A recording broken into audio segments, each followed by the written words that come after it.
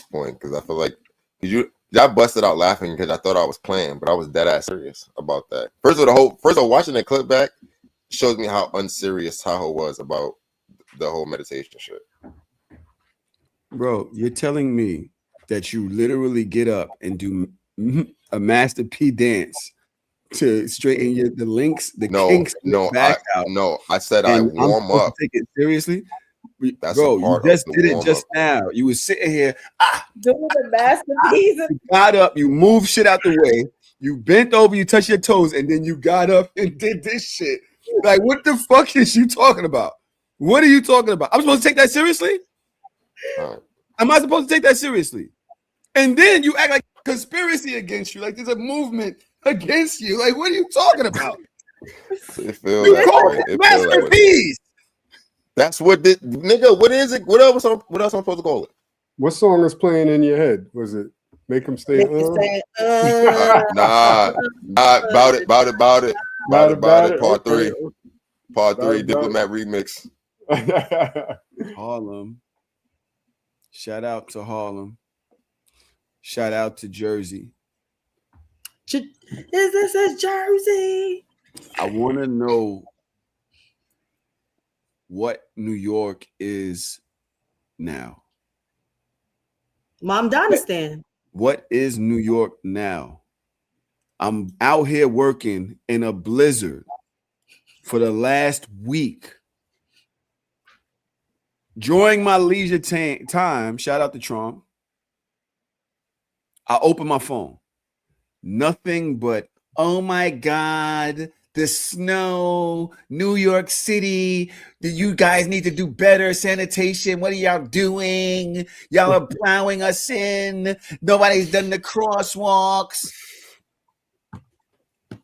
These are not real New Yorkers saying these things because none of this has ever happened. And everybody knows in a snowstorm, you park on the left side of the street because the plow comes on the right. I don't even drive, and I know that. They're like, no, they're literally saying, oh, well, we knew that was a way, but you've been doing this since 1996. There has to be a better way. Bro, what do y'all, they're showing us videos from Canada and Japan and Montreal, like all of these different places where they have these machines that are grabbing up the snow and shooting it into trucks, right? I want to know, what do y'all think about any of this? I think that New York is doing the same thing that it's always done. And I think that the way that it is operating and collecting snow is a little bit archaic because there is a better way to do it, as we can see from other nations. However, it's light years ahead of Jersey because I ain't never experienced no shit like this. Jersey had me fucked up. I was just like, y'all ever had snow before? Like, this is how y'all operate? Like, New York, like, Jersey was nasty. Really? How so? It was worse. Can we focus on New York? Nobody wants to give a fuck about Jersey. We didn't give a fuck about Jersey before. We're not going to start giving a fuck about Jersey today. Nobody cares. You move there, you deal with it. We're talking about New York City. Right. I will defer my comment from this conversation because I can't relate. Yes, you can relate. You grew up here 3 blocks away from me. That to the real New Yorkers that actually can still relate to New York. What do y'all think about this backlash New York has been getting? I think people have real short memories because it just hasn't snowed like this in like 10 years. So people aren't used to it and they just don't remember the last big snow. Last big blizzard was what, 10 years ago? The last few years, it's been real calm. I know this because I bought snow sleds 5 years ago, and I have yet to use them. And then it wasn't enough snow. And then this year, I let my neighbors' kids use them. You're a fucking gentrifier. How so? You out here buying snow sleds, nigga? Huh? Right. At the time, I had a 7-year-old kid and neighbors that were 6 and 8. And now everybody's growing up. It's been a long time. Look, this is what the fuck I'm talking about. Who the fuck is you? New York may have always been this way, but it's okay to have a time for change. To be real, nobody truly want to walk over mountains of snow. I just want to get to shut the fuck up. Right. What are you talking? What are you talking about? What are you talking about? What are you doing right now? No, stop. Yo, I'm crying. You started this with your. You started this. Me? You. How? Oh, it is archaic. We've seen It is archaic. ways. You don't know, right? If you go to those places where they using those machines and they're doing the thing, you don't know how long that snow has been there. You don't know what. All you do is you see this one thing and you're like, oh, that's better. We should be doing that. Guess what you don't see in any of those videos? Guess what you don't see in any of those videos? Guess what? Niggas. Cars. There's no cars in any of the videos. There's no cars. If you go back, the truck is literally going down an empty street with gray snow going into. You don't know which snow comes down gray. That snow has been sitting there for weeks, the same way it's been here in New York. So what you're saying no goddamn is cars, and ain't no people walking. You know how I got my truck? You know I got the Tonka truck, right? I'm lifting the snow up off the curb, right? And go to put it in the truck, a nigga walks in under the bucket. Yesterday, a nigga walks under, but in front of the wheels, under the bucket, because he got someplace he needs to be. Yo, please. Yo, son. He's got somewhere he needs to be.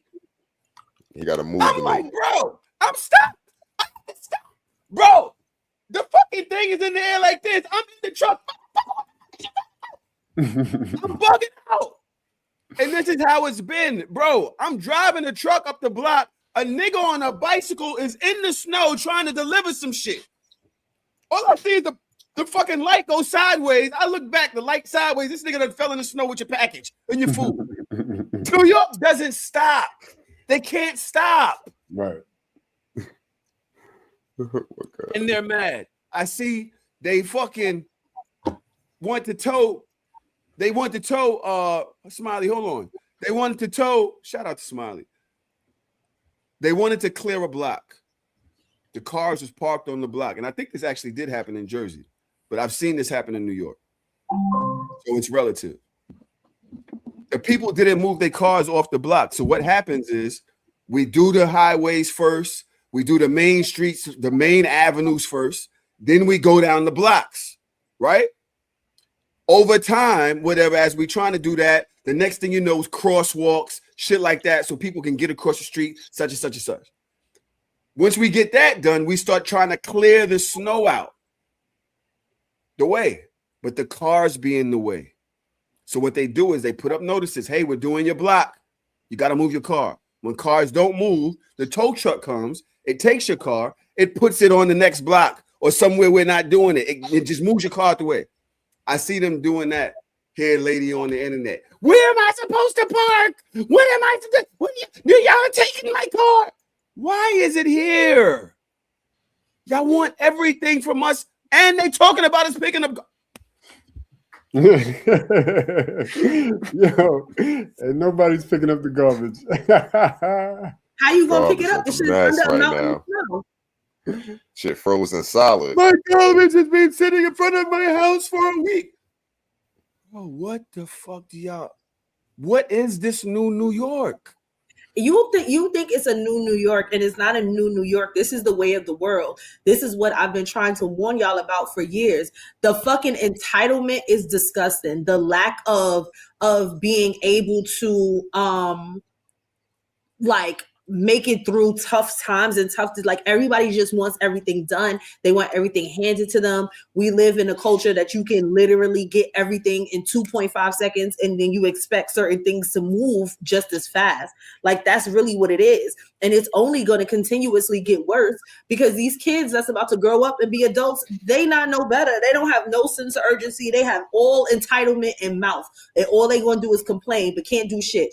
I watched a video of a nigga that told his son to shovel the front, and that nigga shoveled the grass. The nigga shoveled the grass. Didn't shovel the pavement. Didn't do the sidewalk. The nigga shoveled the grass. Like, do you know my mother would have slapped me with a fucking shovel if she asked me to shovel the front and I did the grass? Like, what in your brain made you conceptualize that the grass needed to, the shit that you don't walk on? That's the problem. But if you don't tell people things, like these kids that's growing up, that's becoming a new adults, these new 20-year-olds, if you don't tell them explicitly word for word, bar for bar what to do, these niggas is helpless. That's the problem, Dodge. And Trom and yes, I would love your input, but that is the problem. Smiley here. Shout out to Smiley. She's back. She's been going for a minute, and I just cursed her out her first day in. Shout out to you. It says, I was born and raised in New York. I had no care in the world as a kid, yet as an adult, I have no patience for the snow right now. I still got New York blizzard survival skills, but I don't want to put up with the snow. And that's what the hell the problem is. Trump said it himself. It's been 10 years. Mm-hmm. Guess what happened in 10 years? Them niggas became adults. Them 16, 15-year-olds, they 26 now. They don't, they're not conceptualizing what it really was. That's niggas are soft. They're now 26. They got a car. They never had to deal with none of this before. Nope. When it was going on before, they was in their mom's car. They never thought about it. Things were just getting done for them. Right. It was outside shoveling the grass 10 years ago. Word. That's the problem. Y'all think that, and I really would love to know what people want from y'all not doing y'all jobs at work the way y'all want other people to do their jobs at work. Yep. Y'all not doing y'all jobs at work. We live in complaint culture. They don't want anything. They just want to complain because they don't have a better solution themselves. If you sat them down in front of the problem, they would not be able to solve it effectively or efficiently. They just want to complain about the way that you're solving the problem. It's Mom Donnie's fault also. That's what I heard. That's I was going to say. He's been mayor for 2.5 seconds. How the fuck is it his fault? Y'all don't blame the new hire. I'm about to say, what he did. ISO on Trom. This is big, and I believe this is true. I believe this is true. You think it's his fault for real? No, I think that just like they did Kamala with Palestine. No, wait, why is it that once Trump won, nobody talked about Palestine no more? Right. Nobody was furious no more. You didn't see no more tweets about how furious people were with the way the United States handles, because the nigga Trump said, I'm going to level the field. That is going to be my private airstrip when I get in there. Don't even worry about it. And all of the backlash stopped. Want to know why? Bots. Mm-hmm. They're literally out there to make a thing out of something that isn't a thing. Yeah. To take away, to make a person look bad or whatever, or to throw, you know what I mean? To push the energy in a certain direction. And I believe, hold on, I believe that's what this snow thing is against Mom Donnie. They're doing that to make him look like he isn't doing his job. And they're starting now. This is going to continue. The next thing you know is going to be something else that the last mayor or other mayors did better and he isn't doing well. This is racism. All right. Go ahead. Well, like Dodge said, people always going to complain. People going to complain regardless of how well he's doing or not doing. But with Kamala, I forgot all about Palestine. But that's because I forgot all about them niggas because Trump is wilding every day. There's always some other news, some other shit to worry about. They shooting niggas in Minnesota. Like, they ain't shooting no nigga in Minnesota. Niggas is in people. It's Black History Month. You gotta specify. Yo, not Negroes, but niggas. They shooting niggas in Minnesota, and that's the headlines now. So he's always every day it's a new distraction from something that we should be talking about. Now, why are you blaming my mayor in my head for the snow? Who, me? Trump. No, I'm not blaming him. I saw that online on the internet. You just said it was Mom Donnie's fault, and I said he just. I think he's saying that's what the people saying. Like that's the talk online. I ain't seen that. I'm happy. I think my algorithm is different than y'all's because I ain't seen none of that. All I saw was his fly ass Carhartt, and I want one of them shits. That's all I saw. And that nigga He was got some outside pieces. He got some shoveling. pieces. I ain't gonna lie. Then He was outside shoveling, and all I saw out here, Jersey, was like, where the fuck is Ras Baraka? In New York, they outside shoveling. In other states, like the mayors is outside. Where is Baldy Baraka? She talking about Jersey again? Yes.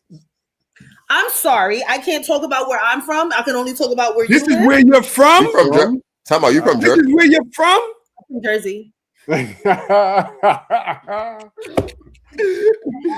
Yo. What? We got him. We got him. Yo, Baraka been. I can't even talk about where I live, and y'all be on. I don't want to say it because I'm being nice today, but y'all know what y'all doing. So all right, I'm from Jersey. Well, we got a New York combo for you soon. Don't worry about it. I think you already know. You said what? We got a New York combo for you coming up very soon. Don't even worry about it. But right now, I want to say this. I need a Devils jersey. Tron brought up the fact that, speaking of Devils, Tron brought up the fact that a white person was killed by ICE out in Minnesota. Brother, please. Brother, Yo, why this can't like?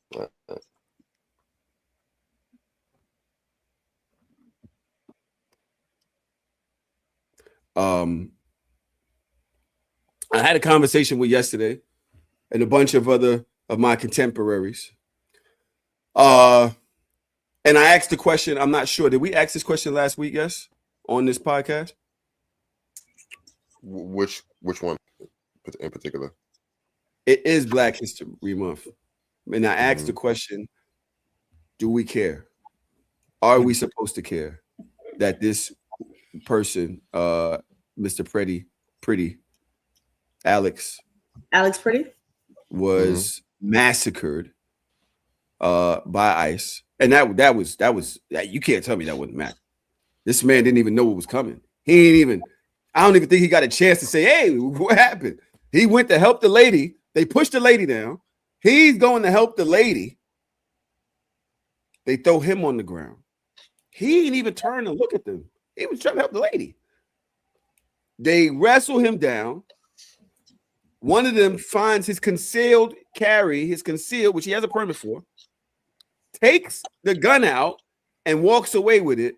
While he's taking the gun out, they yelling, he's got a gun. Another one who wasn't even in the struggle with him. Oh, by the way, they was beating his ass. They was riding king of him. Mm-hmm. He's like, oh, you want to take up for these? You want to take up for these? Right? Another one who wasn't even dealing with it turns around. Oh, he got a gun. Bow. Shoot him in the back of the head. Shot him in the back of the head.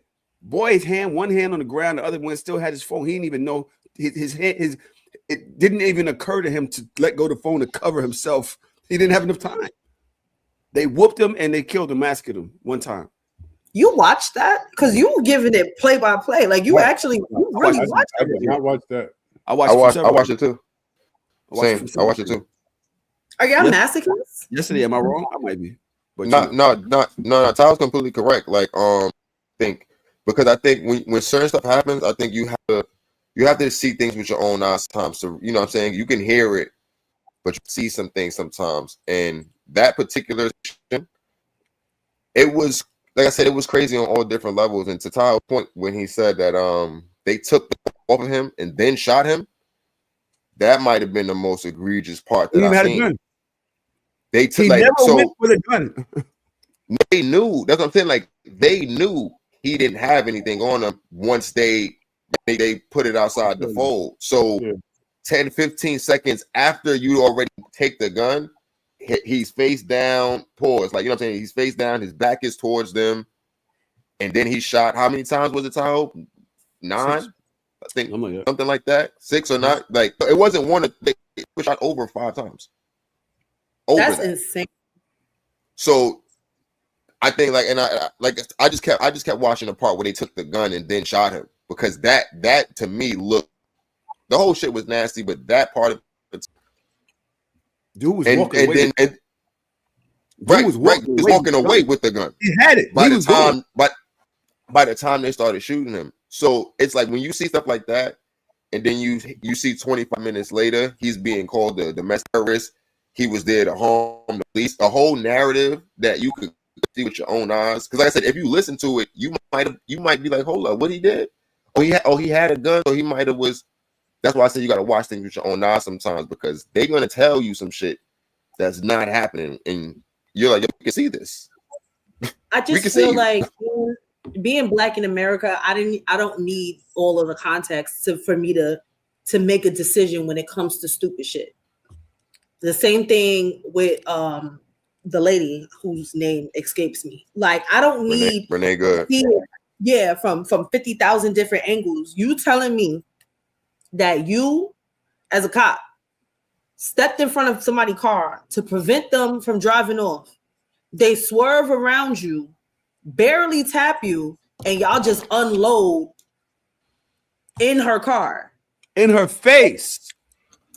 And Into again, her face. I don't need the gruesome details for me to believe it even more. Like, I'm completely 100% aware of what's happening and what is going to continue to happen. I am aware. I don't need to see it. I don't need to watch that. But It's not the question. hold on. I'm sorry, Tahoe. Just to push back. I think Dodge now. I think previously we were in a situation where we kind of could just go off of the right. But I think because we're in a situation now, specifically with this administration, how we see how they're gonna paint people and really just switch up things. Right? We've never had whole lifetime. So it's just now we're seeing them do it to their own people. But then you also have to realize that before white people had beef with black people, they had beef with white people. They are the common denominator in everything. They was murking each other off in fucking Europe, fucking the sheep and the fucking kids. Like, what? This is why. Hold up. This is why the plot is lost, because we're talking about not illegal people, violent people. We're not talking about none of the shit that was sold or that was said. We're talking about a bunch of other people that have nothing to do with immigration enforcement, killing American citizens in the street. Yeah. You have you got journalists getting locked up for a protest. Like, you know what I'm saying? Like, before you move forward, stay on topic.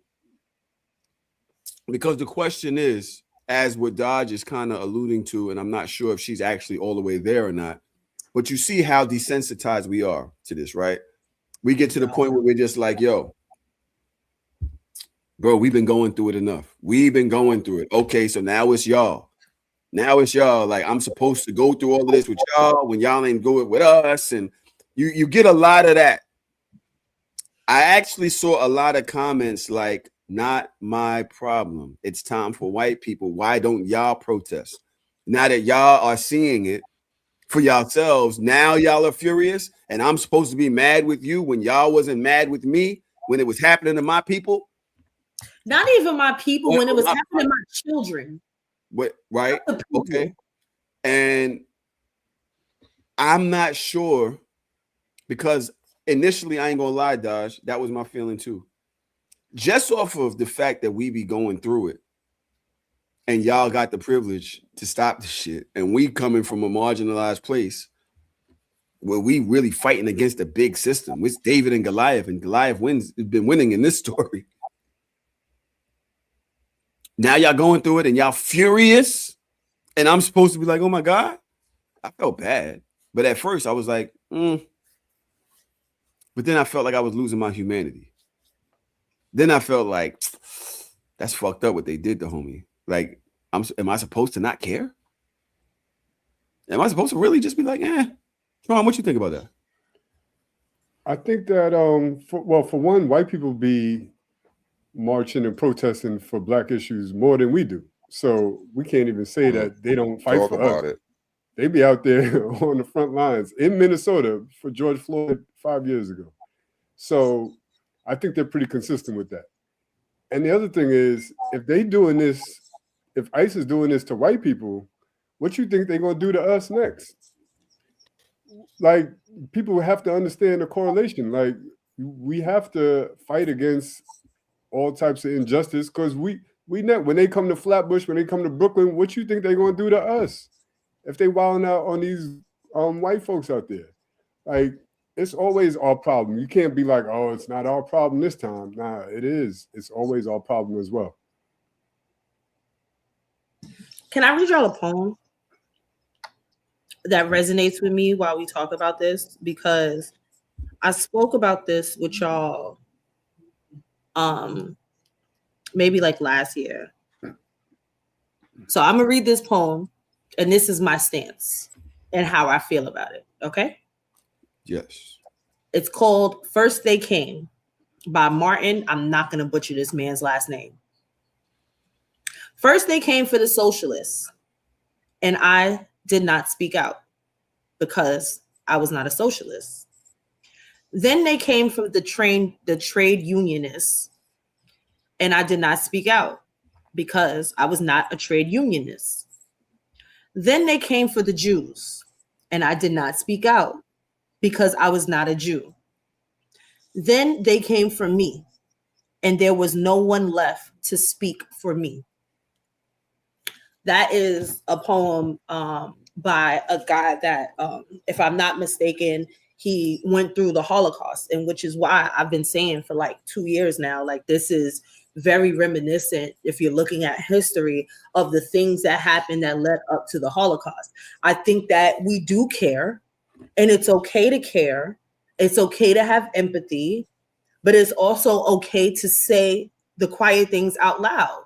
Like, they've been coming for us, and now they're coming for y'all, and now you're seeing it. So are we going to stand up together and fix what the fuck is going on? Or is everybody still going to pacify and look like, well, I'm not a liberal, I'm not a Democrat, I'm not Black, I'm not Hispanic, I'm not an illegal. Everybody is I'm not.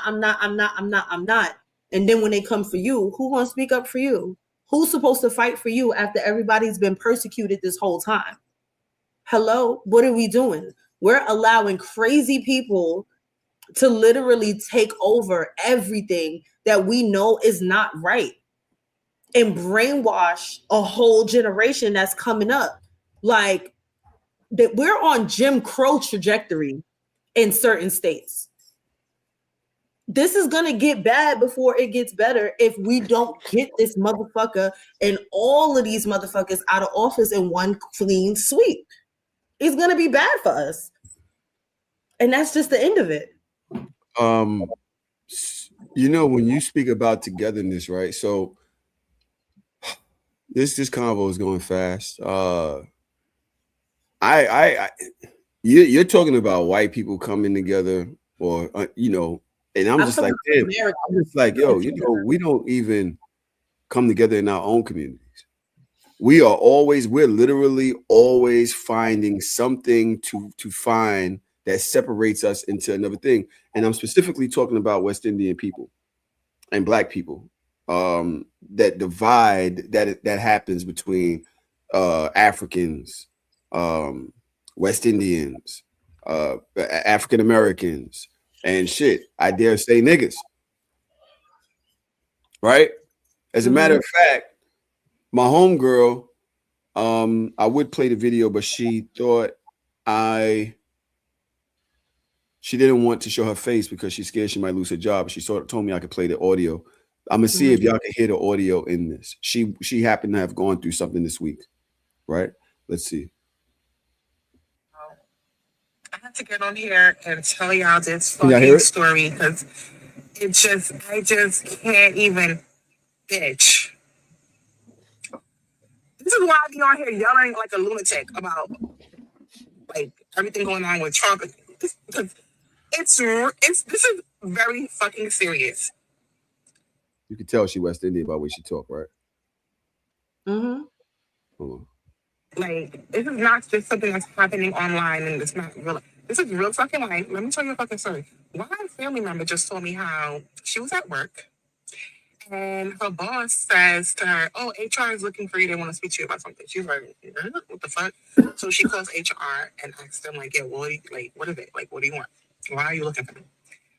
The person at HR goes, hi, yes, you're Haitian, right? huh? She goes, you're Haitian, right? And my family member goes, yes. She goes, yes, I'm Haitian. What do you? She goes, oh, okay. I just want to know, do you have a green card?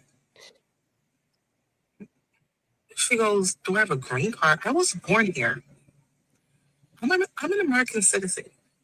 My family is from Haiti, yes. My parents were born there. They also are citizens. So what are you asking for a green card for? Oh yeah, we're checking, we're just making sure. So you heard someone say in passing, you know, that bitch over there, she's also Haitian. And you put on the list, you flag her, to check her fucking legal status because you heard that she's Haitian. Dude, she's a whole American citizen born in fucking US of A. Born in New York. Born in Brooklyn. Wild to y'all? That's fucking insane. That's why I'm always on here hooting and hollering. Not. It's really not though. That's not the To be same. honest with you, it's The not. girl is because like, she worked. Did she work in the hospital or something? The person where did the person work at? Don't you need your I guess security number to get a job? Yeah, but I think it goes back to what you're saying earlier. Like, this is we at. Like, and again too, we've heard him. He's been here for a minute. He's been here for almost a decade. Like, he's been doing this. He told us every group of people that he's wanted to go after. He said it. Haitians, Somalia.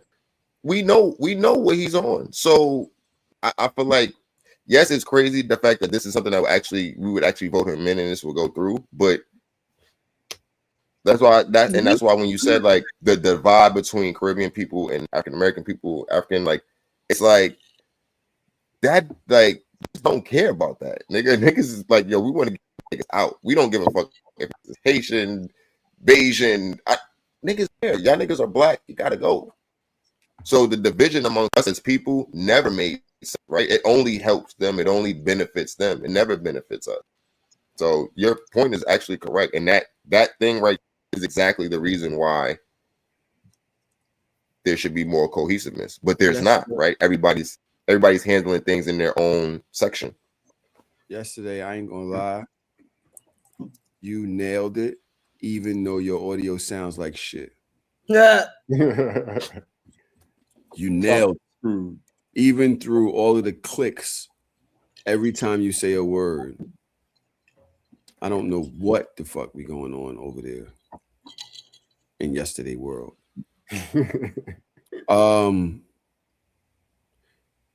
My point that I wanted to make, right, before I stopped to throw yesterday under the bus was, yo, y'all, when did y'all wake up and realize that when they started to come looking for y'all green cards? Is that when it became real? Because a couple months ago, when I was talking about Target, I actually went through Target. I walked in there. It wasn't nothing but West Indians in that motherfucker talking about that ain't my problem. I don't know what you're talking about. I don't know what you're talking about. Right? And I said it online.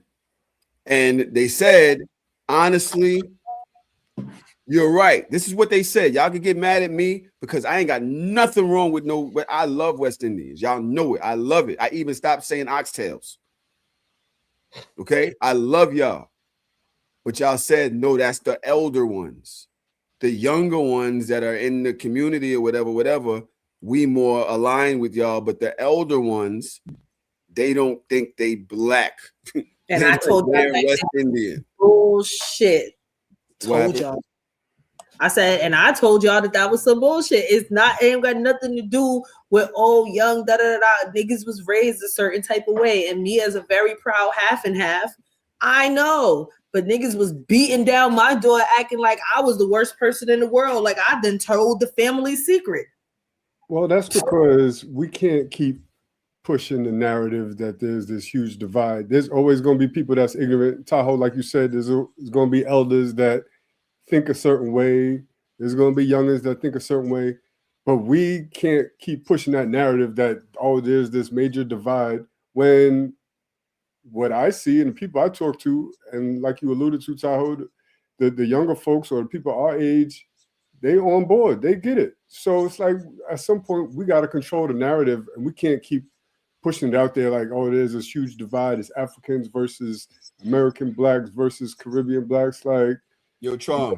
the more we contribute to that, the worse it's going to be. Like, we can't keep pushing that. I ain't never seen a nigga eating a roadie in the protest. I never seen no double. I never seen no callaloo. I never seen none of that in the protest. Callaloo. I never seen it. I disagree. You seen a nigga eating callaloo? Callaloo, nigga. Damn. To address your concern, I have seen plenty of Caribbean people and people of African descent fighting for the same struggle. That I said in the protest. In the protest, yes, absolutely. Tom, you ain't never been in the fucking protest. Sure, I have. Like I said, What you talking about? We Why have. you just making shit up? I've been on this show telling you I ain't never seen you. You said, yo, I'm fighting other ways. And now you're gonna tell me the nigga that be out there, that it be out, the people be out there, and you don't be out there. Oh shit. So I don't go to all the rallies, but have I been to a rally? Nigga, I've been to a rally with you, nigga. What you talking about? Come on, man. Cut this shit. You listen. Listen. What? I am not mad at you trying to speak to where we need to be, but we got to talk about where we are to get there. I'm not mad at you saying like, yo, this is not beneficial to go back to where we were. But if that's where we are, that's where we are. It's inaccurate to paint a broad stroke and be like, Caribbean people don't side with Black America. Like that's not accurate. You can't, and it's destructive. You could say that there's some. It can't be destructive, bro. You can say that there's some. You could say that there's a portion, like, you know, we need to do better. But to paint a broad stroke, like is that an abortion? A portion. Listen, so are you saying that the majority of West Indian people join the Eric Garner, join all of these things, Ferguson, join all of these things, Travis, Trayvon, join all of these things? The West Indians was like, yeah, let's go. We ready. That's what you're saying. Online and in communities where intelligent conversations going on, I see representation from everybody: Caribbean, African, Black Americans. Everybody's contributing to it. I can't say and paint a broad stroke and be like, nah, Caribbeans ain't fucking with us, Africans. It's just not true, and it's irresponsible to say that. Well, let me be the irresponsible one then. I understand what you're saying, and I think that's noble. I think that is noble, and that does fit your character. And I also think that needs to be said.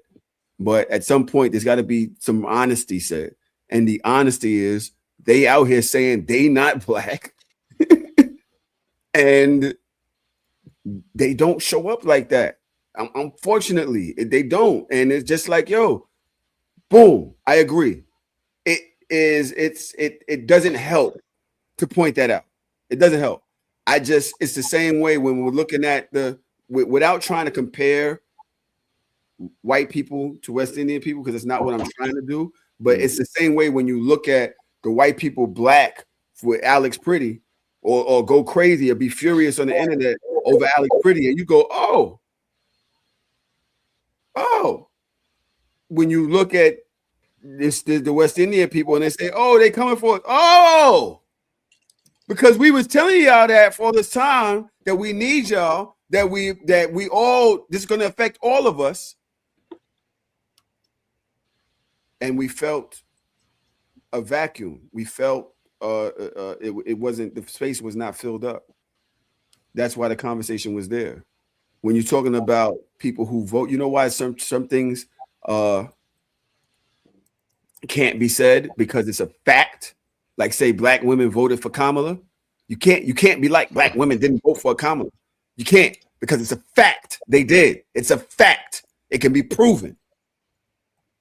We can say what I'm saying because it's not a fact what you're saying.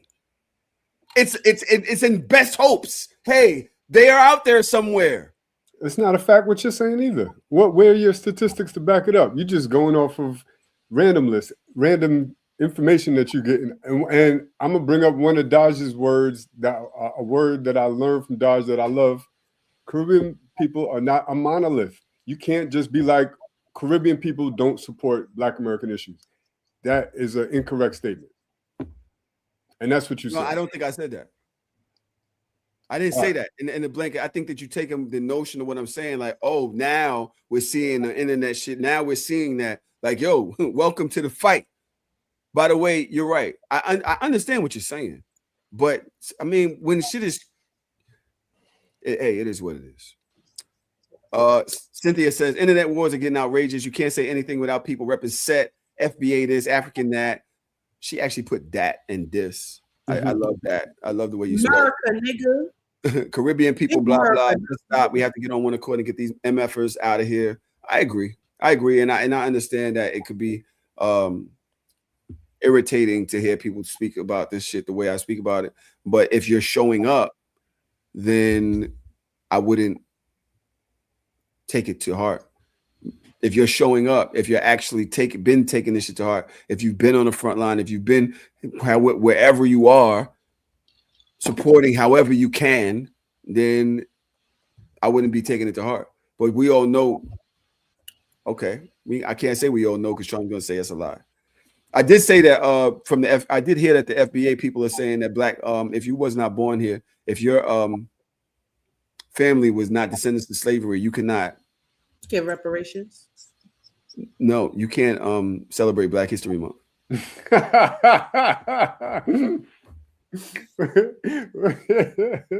Family did not go through. It's getting worse every year. So I understand what y'all are saying. What y'all are saying. If you wasn't, if your family wasn't descendants of slaves. I wonder if the head of whoever is these FBA niggas is just like another Russian bot. It's Tariq Nasheed. I really fuck with Tariq Nasheed because you know what he showed me? He showed me a nigga could really reinvent himself over and over again. Because I don't know where y'all remember Tariq Nasheed from, but I know where I remember him from the first time I ever saw him. What are y'all inaugural thoughts of Tariq Nasheed? Like where did you learn about him? I learned about that nigga. I learned about him on Twitter. Somebody was talking about Black conservative dude. Yeah, I learned him from that. You're not an OG. Tron, where you know about him from? I don't even know who he is. I'm looking him up right now. Who the fuck is Tariq? Even better. Tahoe, where you know him from? I've always tried to not pay attention to him, to be honest. I swear to God. Anytime I see him, I feel like I remember him from some type of hair product or something, but I don't know. Go ahead. Nigga, Tariq Nasheed, the first time I ever saw this nigga, I think he was on like Flavor of Love or I Love New York or For the Love, one of them fucking VH1 shows from one of the original ones. And this nigga was a pimp. Yes! This nigga was a pimp, and this nigga was talking. Yo, niggas know he was talking like he had like a book, like from bros to pimps or from pimps to bros. Like he used to wear the big ass Steve Harvey suits, and he was a fucking literally a pimp, and used to talk on reality shows about pimping. And then the nigga disappeared, and then the next time I saw him, he was in for Hidden Colors, talking about blackness and black power. And I said, and that's when I saw him with fucking Dr. Umar and all the rest of them. And I said, oh, okay, this nigga looked familiar. And then I went back and started watching old VH1 shows, and I'm like, not Tariq Nasheed. That nigga was a pimp, y'all. Y'all are literally listening to an old Midwest pimp. I love it. Yo, I love that the Mandela effect did not get us to the point that everybody, we understand this nigga was a pimp, y'all. And now he on the internet. I did not know that. Conservative, acting like FBA and you not this, you not that. All he doing is now pimping black people like he was pimping bitches. So I just looked him up, and I don't have much information, but what I see, he proponent of FBA, Foundational Black Americans. I don't see He nothing started wrong. it, right? Huh? He started it, right? I don't know if he started it, but it said he's a proponent. He reinvented himself. Now put his name in the search and put pimp and see if anything come up. Because I'm telling you that nigga was a pimp, y'all. So here's the thing. When reparations talk was real popular, like it was a few years ago, that is a relevant conversation. Who is eligible for reparations? And I do agree, like, I read Dr. Claude Anderson's book. There's a difference between descendants of slavery and Black folks that have came here, or family lineage have came here since slavery. There's a difference for what they are owed when it comes to reparations and whether they built this country, et cetera, et cetera. There's a difference in the injustices that they've felt through generations. So that's pretty accurate to separate people as far as that's concerned when you talk about reparations. But that's where I would stop the divide. You know what I mean? Like, yeah, everybody has different experiences. African people have different experiences than Caribbean people, and they have different plights and different struggles. But at the end of the day, we all Black. But FBA is a real thing. There's nothing wrong with that. Now, it depends on how far you go with it. You know that literally everything is wrong with that because the slave ships brought people from Africa to America and the Caribbean at the same damn time. So you're telling me that because you landed in America and not in Jamaica, that you don't owe, that you're not, and then you come to America, it's the same foundation. We still cousins at the end of the day. Like your cousin is here and my cousin was over there, but we still from the same bloodline. So why do I not deserve reparations? Yeah, or how does that work for a nigga like me when my dad is from Guyana, but my mother is descendants of slaves from America, from North Carolina, South Carolina, and Louisiana? Would I get half reparations? How does that work? It's not about who deserves reparations. I think everybody from the diaspora deserves reparations. And I believe in unity with Latinos and everybody from the diaspora. The point is, who are you getting reparations from? If you are getting you have to get reparations from a country. And so Jamaicans should get reparations from Jamaica. Every country has done Black people wrong. And every Black person should get some reparations from wherever their family lineage is from. So specifically me, somebody that's a half and half, where do I get my reparations from? Guyana and America? I get 2 checks? Sure. Why not? If that's what's accurate to your lineage. But if we're talking about fighting for reparations in America, then I do understand why it should be some trace to what the fuck slavery. Yo, what do you be doing when you flying around? What the fuck do you be doing? What you talking about? What are you talking about? What the fuck do you be doing? Where the fuck? Who do you be talking to? What are you? You gonna tell me? You gonna sit here and tell me like, yo, all of this division we shouldn't be doing, all of this shit. Till 6 seconds later, saying no, but I do understand the division here because my family came from Louisiana, and you wind up coming here 30 years later, so you don't deserve what I deserve. I'm a foundational Black American, and you just a nigga that came here. This is what you're gonna say? This is literally what you said. No, the fact that America has an oppressed, the systematic racism, all of the bullshit that Black people have gone through just based off the color of their fucking skin, it don't matter. You get to call yourself foundational Black American. Oh, no. Oh, you got to go back to Jamaica. You got to go back to Jamaica and you got to sue them. Somehow you got to figure that out. But you ain't one of us. You're not one of us. That's not what I'm saying. Gotcha. He got him. Like I'm saying, like I said, everybody from the diaspora, first of all Black people are in one bag as far as I'm concerned. I thought we wasn't a monolith. Black people are different than Latinos, right? Black people have a different plight than Latinos, but we're still in the diaspora. So I like to include everybody in the fight for equal rights and things like that. But reparations is a specific thing. You have to understand what reparations means. It's a payback. It's a repair for something that was done by a country to a set of people. What You year? cannot get reparations from a country that you What are not year? from. What year? What you mean? What year? What year did they do it? Because you had to. How There many has to be a generations specific does time their that family you're have to talking be in about. this country to get reparations from this country? That's what I'm talking about. Because they're still doing it. It's So, based Taha, off your skin. It's based off of who you are. It's based off your nationality and your ethnicity and your skin color. It's based off. Yeah, go ahead. I'm listening. let me ask you this: Jewish people have gotten reparations. Japanese people have gotten reparations. If I pulled like Shine and I go to Israel and I start studying Judaism, do you think that automatically qualifies him for reparations the same way as somebody that has Jewish lineage traced back to the Holocaust, which is the whole purpose of the reparations because of the Holocaust? He doesn't have the same lineage.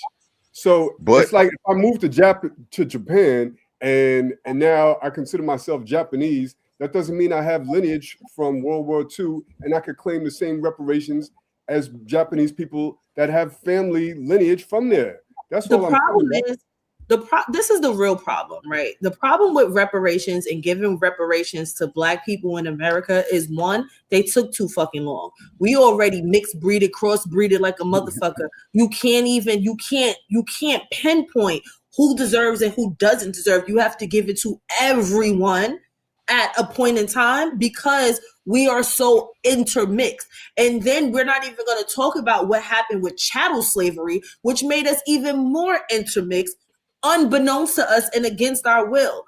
You have certain, and you're not supposed to say the word, but you have those from Louisiana that they're Black too. Just because they can pass does not make them less Black.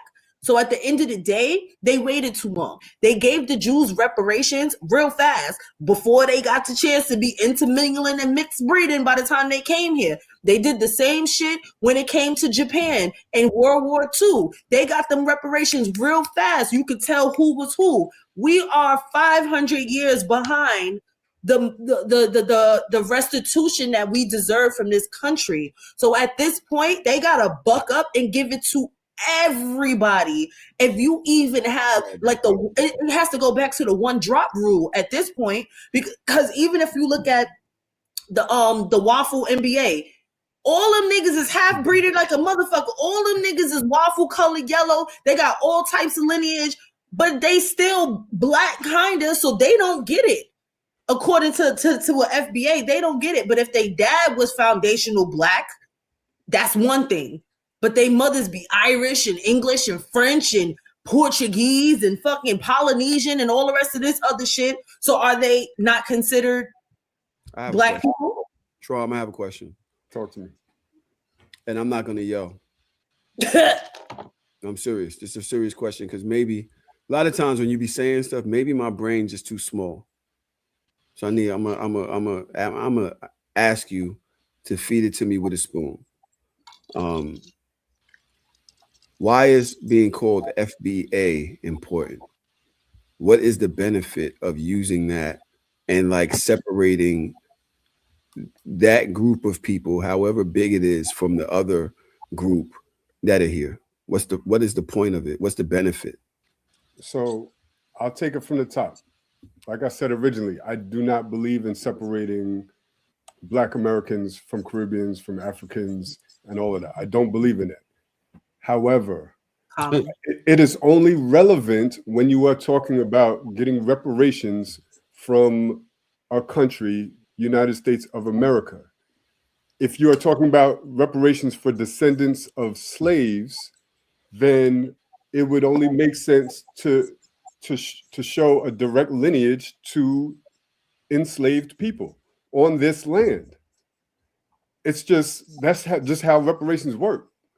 I'm not saying that the FBA is a good thing, and like I said, I don't know Tariq or whatever. I've never heard him speak. I don't follow him on Twitter, so I don't know how far he goes with it. I can see how it could be problematic if you go far with the FBA theory to divide Black people. But when it comes to the discussion of slavery, figuring out who is a descendant the discussion of reparations, figuring out who is a descendant of enslaved people on this land is completely relevant. All right, so here's a question I I have have. a question. Wait, hold on. I have a question. This is a history question. Yeah. Prior to Manifest Destiny, which was the God-given right for us to expand westward, prior to that, all we had was the 13 colonies. All of that Midwestern territory, most of it was Spanish, French, or Portuguese. So under what you're saying, are you implying that only the derivatives of slaves from the original 13 colonies are the ones that should get reparations? Because according to Manifest Destiny, and this is the reason why the Civil War happened, because they wanted to expand slavery westward, and the North was like, fuck out of here, y'all making too much bread off of these niggas, we're not gonna allow you to do that. So then that technically would mean that only the original people would only be descendants from the South and the East. So any black people on the West Coast, Midwest, technically should not be a part of it because they are not foundational. They do not come from the original slave states. Is that what you're trying to say? That's not what I'm trying to say. I But actually, why not? It's the same argument. Dodge, I never even said that I agree with who should get reparations and who shouldn't. All I'm saying is that there is relevancy to who is a descendant of slavery. And that's why the foundational Black American conversation exists, because it is a relevant part to the conversation. Now, I also understand how complicated it is. And I understand, to your point, is 400, 500 years ago, and we all mixed up. And who can find out who's really a descendant? We don't even know our lineage that far back for the most part, right? A lot of people. But I understand why it's relevant is my point. And they're also using that as an argument not to give us reparations, because it's like, oh, well, who do we give it to?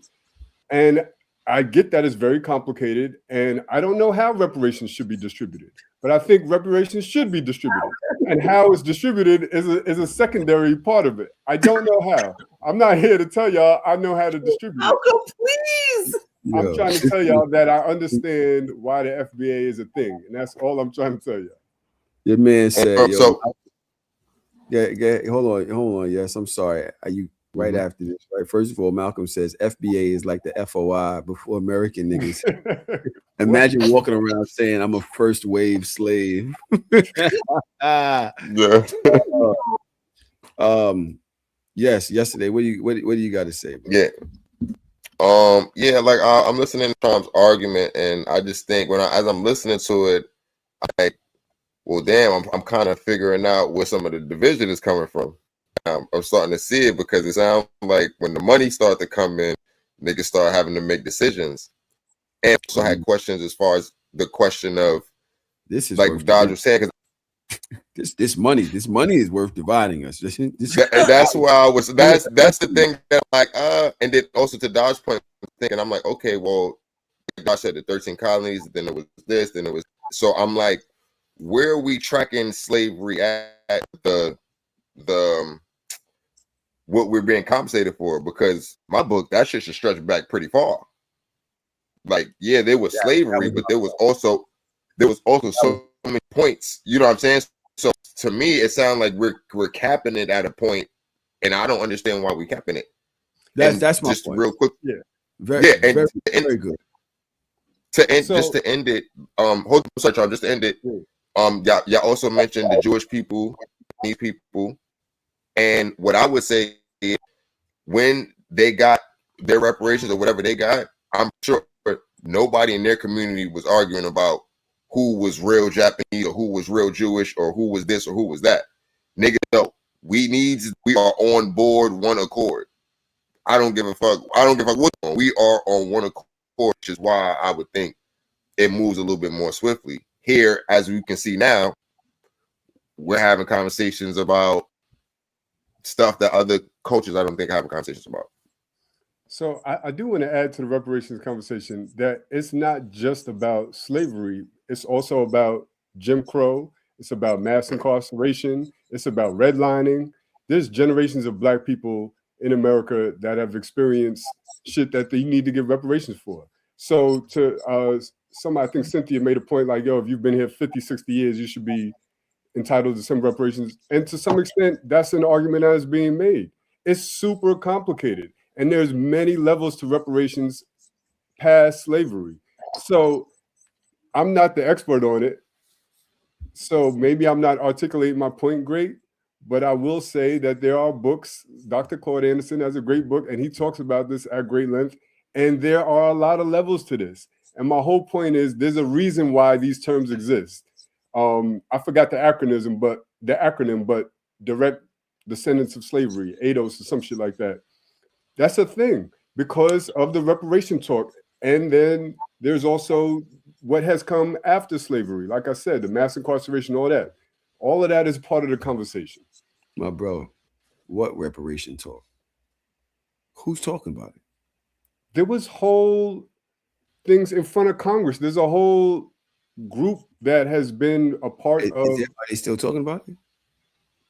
I don't know recently if it's happened under the Trump administration, but under the last two administrations, it has come. Biden and Obama, the black president and the Tahoe Parker.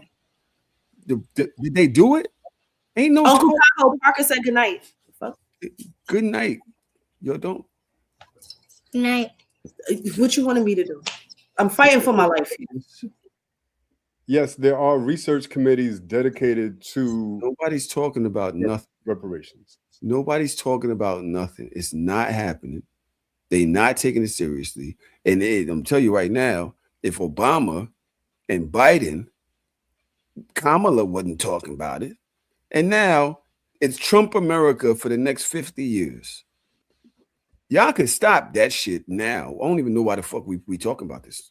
I really don't. Why? I don't even know. Because we was talking about division, and next thing you know, you were saying, yeah, well, I understand it on this note. This note makes sense.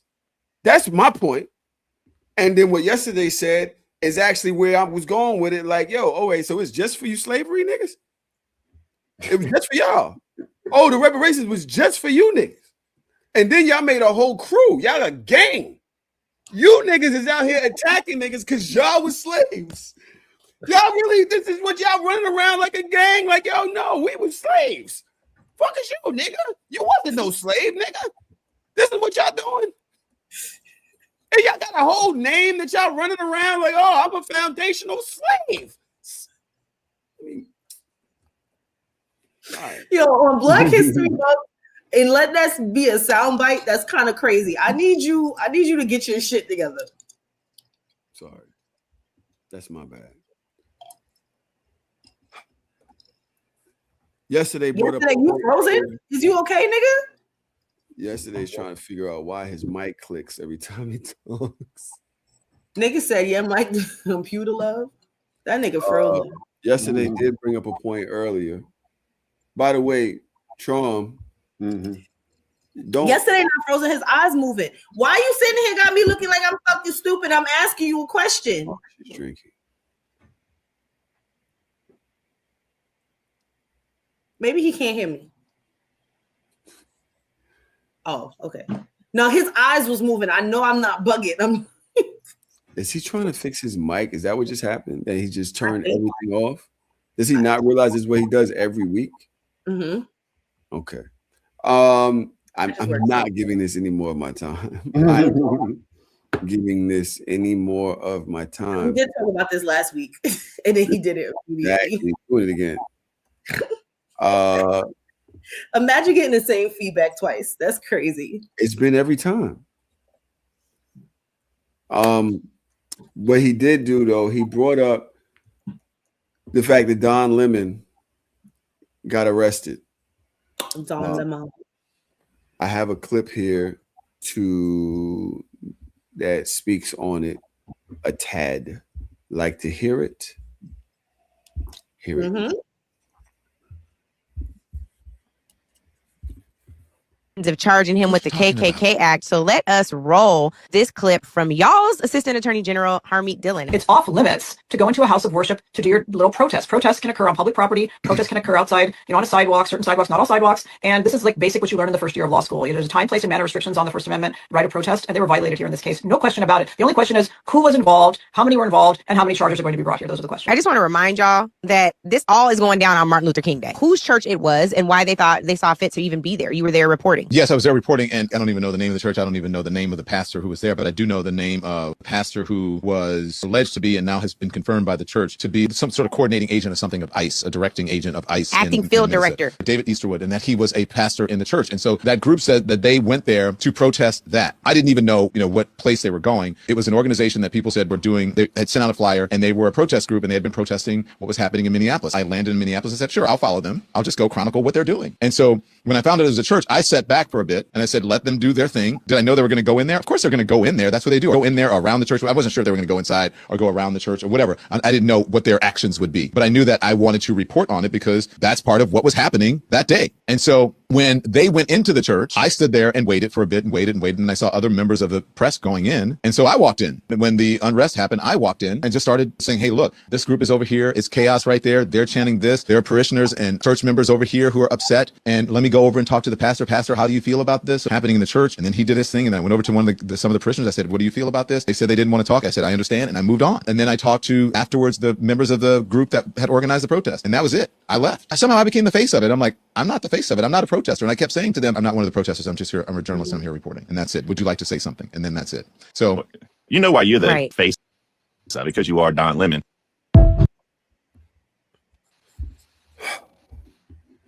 I began to speak with yesterday about this earlier. And I said that he was stupid. Who's stupid? Don Lemon? I thought that was stupid. What part? The walking into a church while people are in there praying, worshiping, or whatever the hell behind a group of people. You joined the mob. At that point, you joined the mob. Journalists are supposed to be excluded from certain things, especially if you're there in a journalistic capacity. That's the whole point of field journalism. That's like saying the meteorologist that is doing a live broadcast from the middle of the hurricane is stupid. That's literally their fucking job. Yeah, that's your stupid. job is to be there and be on the ground. No, that is a great fucking point. But it's not stupid. It's not stupid at all. That's kind of insane. Like at what point do journalists not have journalistic freedom? So you mean to tell me that the journalists that go on the ground in the middle of war, in the middle of like the things that's going on in Palestine and Israel that are reporting from the ground, that's their fucking job. That's why what they they're can't be on the balcony in the distance reporting on what's going on? Why would you be walking around talking about, no, don't shoot me, I'm a reporter? Nigga, these niggas literally have fucking certain color helmets, certain color garbs that like this is a journalist. They are not here in the capacity of whatever's happening here. My job here is to do my job, which is to field report. Like, are you dead ass? Or like, is this one of those moments when I have to really use one of my degrees that I don't fucking use? No, I would love for you to do all of that, dead ass or not. I think him walking into a church where people are fucking praying while these other motherfuckers is walking around with signs protesting, whatever the fuck that bishop did or pastor did, he's wrong. Trump and them are wrong for running down on Don Lemon, but him following them in there, I think was stupid. But he you could have been outside and told the whole story from outside. You could have said, hey, this is what's going on in there. We were doing this. They just went inside. Let's get one of these guys when they come out. Hey, what's going on in there? What are your thoughts? You're not dead ass. I agree with Dodge on this one. Don Lemon is a known journalist. That's what he does for a living. That's what we know him for. He was there covering a story. He walked in to see what was going on and to cover the story. You can't cover the story from outside because now you don't know what's going on.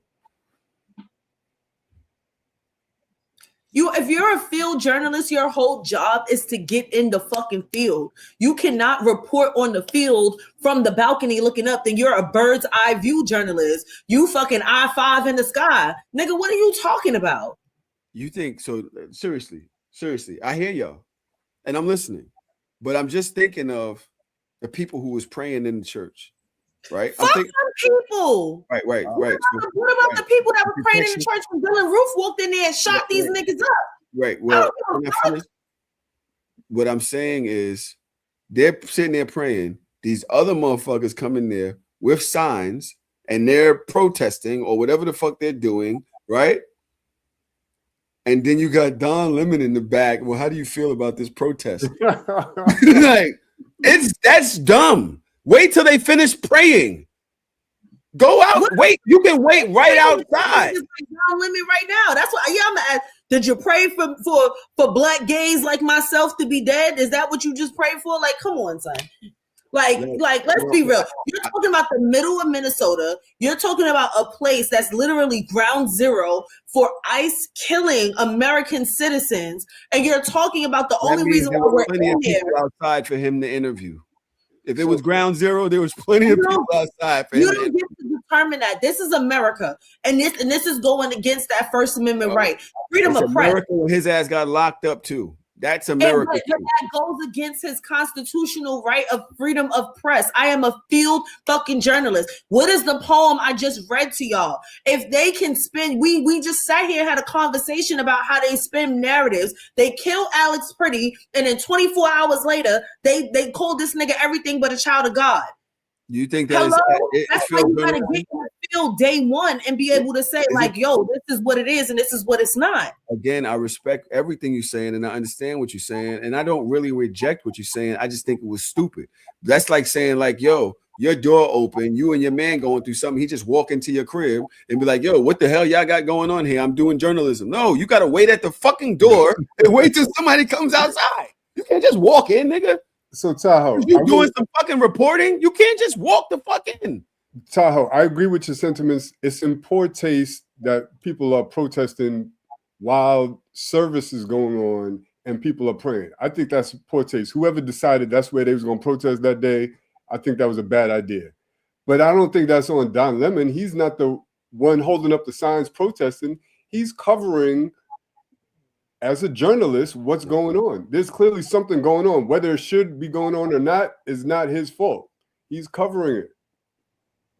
Yeah, well, I hear you guys. I tend to disagree. I thought it was dumb, especially being that he's had a target on his back. Yesterday, you good, or you just not using your mic anymore because you don't like the fact that we was talking about your kid? You just gonna sit there? You good? Okay, yeah, we can't hear you. You have no mic. Yeah, shit. I'll sit there and be pretty at this point. Yeah. Yeah, work on your sound output. So yeah, damn, Trump and this shit, we could do a whole episode on this shit, can't we? Yo, you know what I'd like to do, Kyle? If possible, can we remember when we was talking before the election and we had some Trump supporters on here and we was talking, can we bring them niggas back on here? Hell no. I want it not. I'm curious, like everybody that voted for Trump and supported him, I really want to see if they still on board with his shit. Like if they still feel like a year in, he's doing a great job. I'm just curious. I'd rather talk to a cop. Yes. I'd rather you get an ICE agent up here than do some shit. I can't. I don't have the patience for stupidity right now. Like I don't have the patience for a nigga that's a Trump supporter. I don't have the just that's my PTO day. Okay. Maybe some people were expecting something different. They didn't think he was gonna wild out like this. You know what I mean? Like, what were you expecting? Like you have to be a bona fide idiot to not expect what was happening. Because at the end of the day, the one thing that the best villain in the world is going to do is tell you to your face exactly what they're going to do. And you're going to look at them like they are incapable of doing it. But what we know about these niggas in history, they are capable of doing things that will perplex our wildest imaginations. I don't put nothing past a caucus man, okay? Like, I'm sorry, I don't understand this whole narrative of we didn't know. It could have been like I was voting for this one thing and fuck everything else. Like, it's just I'm not mature enough to sit in on that conversation. So I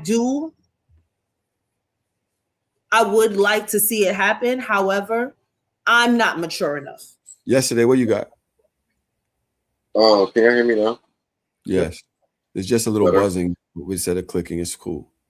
Better. Oh, okay. Like we spoke as far as the document situation before. After he said it was dumb, I didn't think it was dumb. Like I said, it's his job, so I didn't really, and he wasn't protesting, so I didn't really think it was dumb. But I do understand like the having a target on your back and putting yourself in that situation. I do definitely get it. But like the conversation earlier, we can't just turn a blind eye to this, right? We can't act like it don't matter. That this is somebody with and being vindictive, going after somebody specifically, right? Even when you were talking about the protest, like I told you the other day, like I don't really buy that shit because you don't lock up none of the protesters. You just lock up the journalists. So I'm not really buying whatever it is that you're trying to sell me on that because you want to get. I definitely agree. This is an attack on the Constitution. Let's be clear. This is an attack on the First Amendment. Isn't that First Amendment freedom of speech? Or is that second? That's the first. Freedom of speech, freedom of press, freedom. Yeah, attacking the First Amendment. We're not saying that. I'm not saying they're right for locking them up. I said he's stupid for even going in that shit. He's supposed to be outside. Me personally, that's how I feel. Huh? Is he stupid because he's black, or he's stupid just because you think that that role or that part of the job is stupid? No, I don't think he should have walked in the church behind them. I just think that's dumb. If I'm watching a movie and a motherfucker don't deserve, that's because he got killed. Don't mean I think it's dumb that you went in there. I didn't want you to die. It's just dumb you went in there. I wouldn't have went in there. Like, you never watch a movie, you're like, yo, don't go in there. That's what I would be thinking when I see him say, yo, you know what? I'm gonna walk into this church behind him. Because he literally watched him and he's like, oh, I see the other reporters go in. Fuck it, I'm gonna go in behind them too because I'm Don Lemon. I don't want to miss the story. Yes. Yeah. No. Job. And they all got their ass arrested. Whoever gets the first scoop, whoever gets the best interview, those are the ones that go viral. Those are the ones that bring the ratings. He's doing his job, honey. That's his job. I seen on YouTube there was this dude. He's a security guard in the club, and niggas started wilding and fighting, and he walked away. He was like, "Nah, it's too much going on over there." And people was like, "Bro, that's your job. You're supposed to go in there and break it up." He was like, "I don't get paid enough." My whole point is your job, as stupid as it may be, to go in there and potentially get beat up. That's your job. You're supposed to go in there. Like that's what's supposed to happen. You're supposed to get in the field. If you're a field reporter, you can't be scared to get in the field. Yeah. So I was gonna save this for later. I don't know how much. Well, we got 117. Cool. Where we at? My bedtime. Look, it's about to go. Ding, ding. You already know the Epstein files. They released another 3 million. Oh, let's go. Let's talk about it. Cause I'm sick of your bullshit. Who? You nigga. The nigga that hung up on me 2 days ago. You. What do you want to? What happened on the phone? What do you want to talk about? Because I want to talk about whatever you talk about. I'm on whatever you want. What happened the other day? What happened? Why you hung up on me? Because you was trying to bring up a conversation that I knew we should talk about. You brought up the conversation. I was trying to talk to you about how I felt, and you said save it for the show. Click. Like you're not my friend in real life. Like fuck our interpersonal conversation. What was the convo? What was the convo? Oh my God, Dodge. Nobody wants to hear us throw tennis ball back. What the convo? What the fuck? Don't talk to me like that. I don't respond well to that type of energy at this time of night. So, talk to me nice. Who was yesterday? What being that you the you're the vlogger here. Reporter. He's the field. He in the field. Yeah, you're the field reporter. You're the one most likely to have been seeing the articles on the internet. What did you see about the Epstein files? Oh, you got me. That was nice. You got to do. You know, I've been hard at work, so I haven't actually got to see. You know, this nigga sound like he underwater. This nigga recorded on a Game Boy Color. You gonna fucking ask him? Yeah, I haven't gotten to see. I've been at work, so I've been seeing like a couple of pictures and shit. I haven't really seen too much. So I was actually looking for y'all to fill me in. Uno reverse. That was crazy. Yo, Trom, do you know what's been going on with the Epstein files this week? I know a little bit. Only that, like you said, 3 million pages have been put out there. There's still more. And some stuff has been redacted, and some political figures are saying that that's not even half of the files, and it's ridiculous at this point, because whoever's controlling it, which is probably in the Trump administration, of course they're not going to put out. Let's say they release 60% of it. Of course they're going to keep in the tuck the shit that's harmful to their people. You know what I mean? So it's like, and then. Oh my God. And then all the talk about, Jay-Z being in there and that dumb shit. Oh, what? People are throwing stuff out there just to kind of muddle the field. So now you don't know what to believe. You don't know what's true. I think that's all part of the administration, just to throw some extra stuff out there. There was yesterday, this is what happened. There's like a public hotline.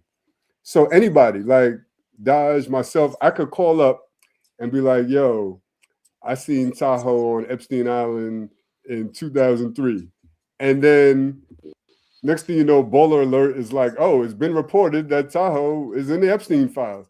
Like, no, nigga, that's not true. It's not true. It was an anonymous person that called a public hotline. These people are not in the Epstein files. But when you mix that information with the real Epstein files, now everybody's confused, don't know what to believe, and I think it's just all part of the plan. But come on, you're saying the real files, but you said it came out with the 3 million pages. So is it not? Are those not the files? Like I'm confused. I'm trying to just follow what files are you following? So there are 3 million pages, and they are part of the files. It's still not the whole thing. There's still more to go. There's another 3 million or so pages left. But what I'm saying is now, on top of the 3 million pages that have been released, there's also news reports from random anonymous sources that called in to a public hotline. So what I'm saying is now you're mixing bullshit with truth, and people don't know what to believe. And I think that's how do we know that the things that were called in are bullshit? Because you know it's bullshit. Because they said that Jay-Z was on the Epstein fucking island in 1996. The year that his fucking debut album came out, he was on Epstein Island with Harvey Weinstein. Do you know when Epstein bought that island? It wasn't in 1996, nigga. Are y'all dumb? And I don't like it because this is why Tahoe wanted to hang up on me. Like, oh yeah, we're gonna talk about this on the show. It ain't nothing to talk about. It's illogical as a motherfucker. It's illogical. In 1996, this nigga was on Epstein Island. This nigga was two feet out of Marcy Projects, barely. And he was on Epstein Island. The same fucking island that there was not a near black bitch in sight. The same island that most people didn't even know existed until the early 2000s. Jay-Z was on the island in 96. Right, reasonable. He was in there with David and Biggie. Biggie was there too. I don't, and then this is what I be talking about. This is why I try to stay off the internet, because it be stupid shit. I don't like stupid shit on my algorithm. I don't like shit that don't make sense on my algorithm. Yesterday, stop. You're on the show. I didn't do anything. No, yesterday. I didn't know. No, stop. If you're gonna speak your perspective, speak it. Don't be coy to protect your little political views, your political behind the scene alliances. If you're going to speak on it, speak on it. Don't do this. I don't need it. If you're going to speak on it, speak on it. You think Jay-Z was on the island? Do you think Jay-Z was on the island? No, if you're asking me directly, do you think? Because you're alluding to it, but you're trying not to.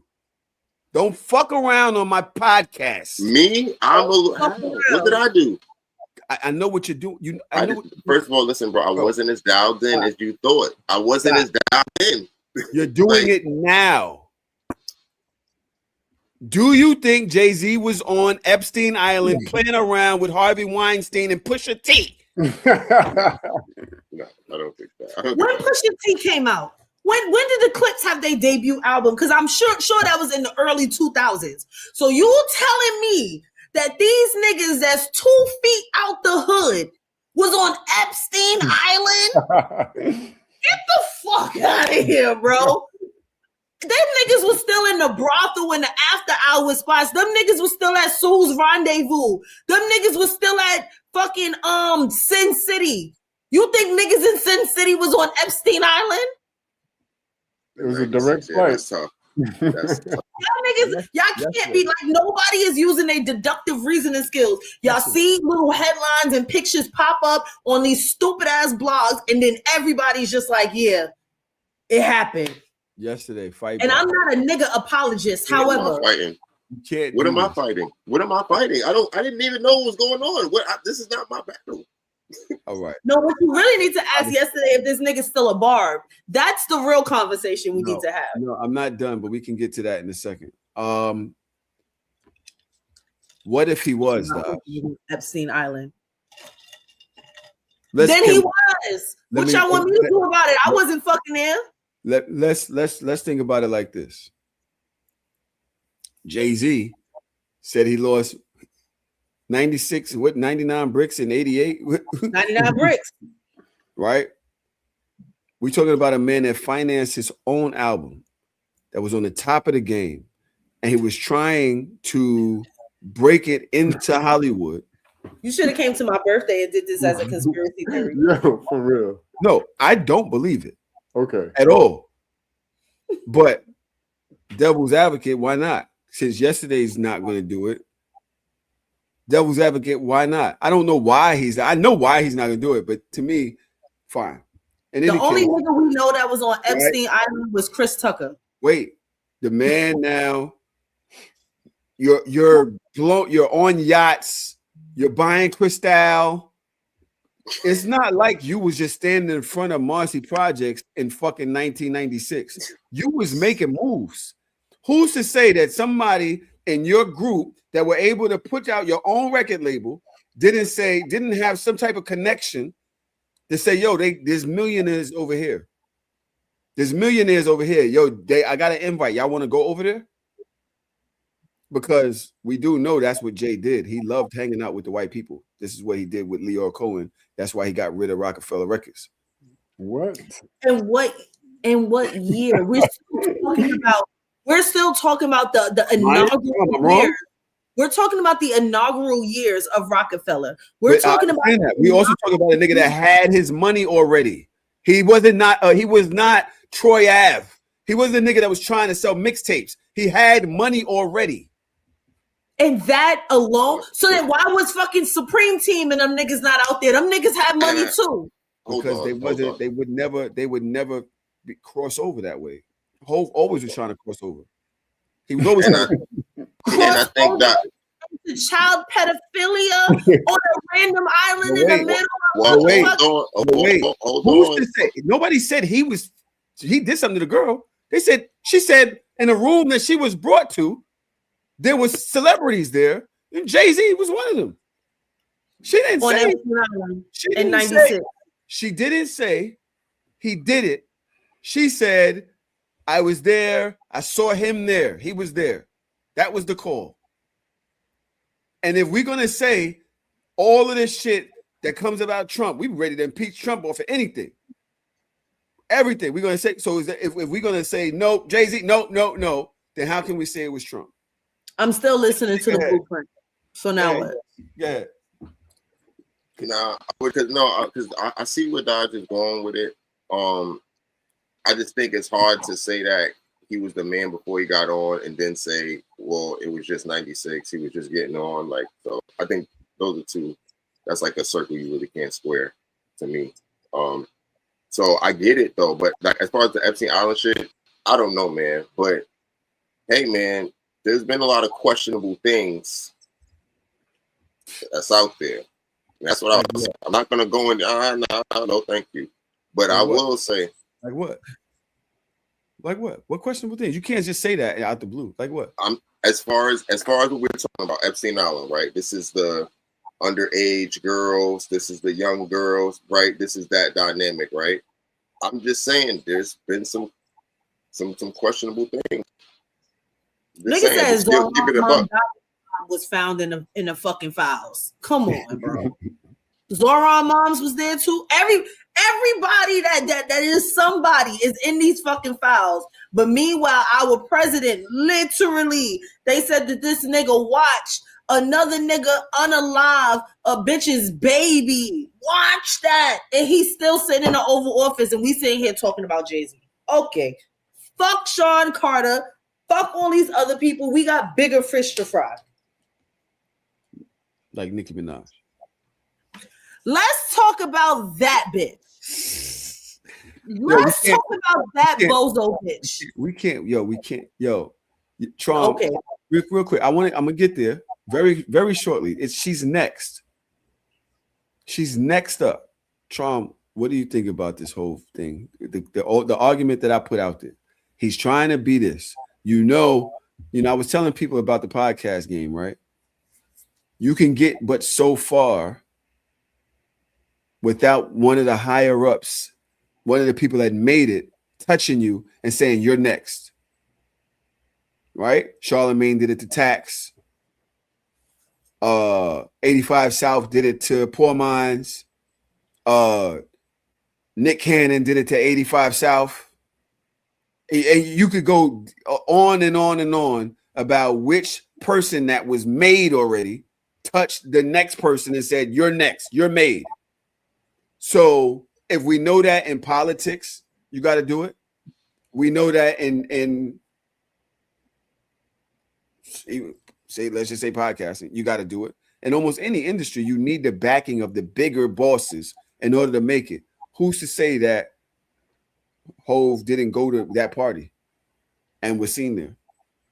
So here's the thing. I'm not going to say that Hove has a clean history.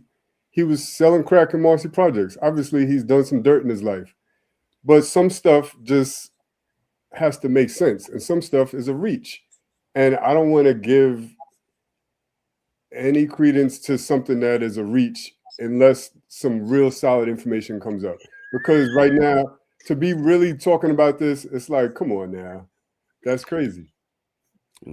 Now, you want to talk about, is it possible that Trump is involved in some Epstein shit? That's a little bit more plausible. He's in those circles. And he has plenty of pictures with Epstein. And his name is in the actual files, not some random public hotline. Right. There's nothing linking Jay-Z to Epstein whatsoever. This is a huge reach. You can't be like, just because he's coming up in the music industry, that's the connection. I just Weinstein on Epstein Island. Huh? I said, was Harvey Weinstein? Harvey Weinstein. I don't know. But here's the thing, though. Yesterday, not everything that they're talking about happened on Epstein Island. He had plenty of parties in his New York residence and stuff. So it's plausible that people could have been guilty of doing some wrongdoing. That don't mean that they hopped on a plane with him. You know what I mean? Very true. But I think it's a reach that Jay-Z was involved, and I don't think we should give it too much attention, unless the attention we're giving it is to talk about how much of a reach it is.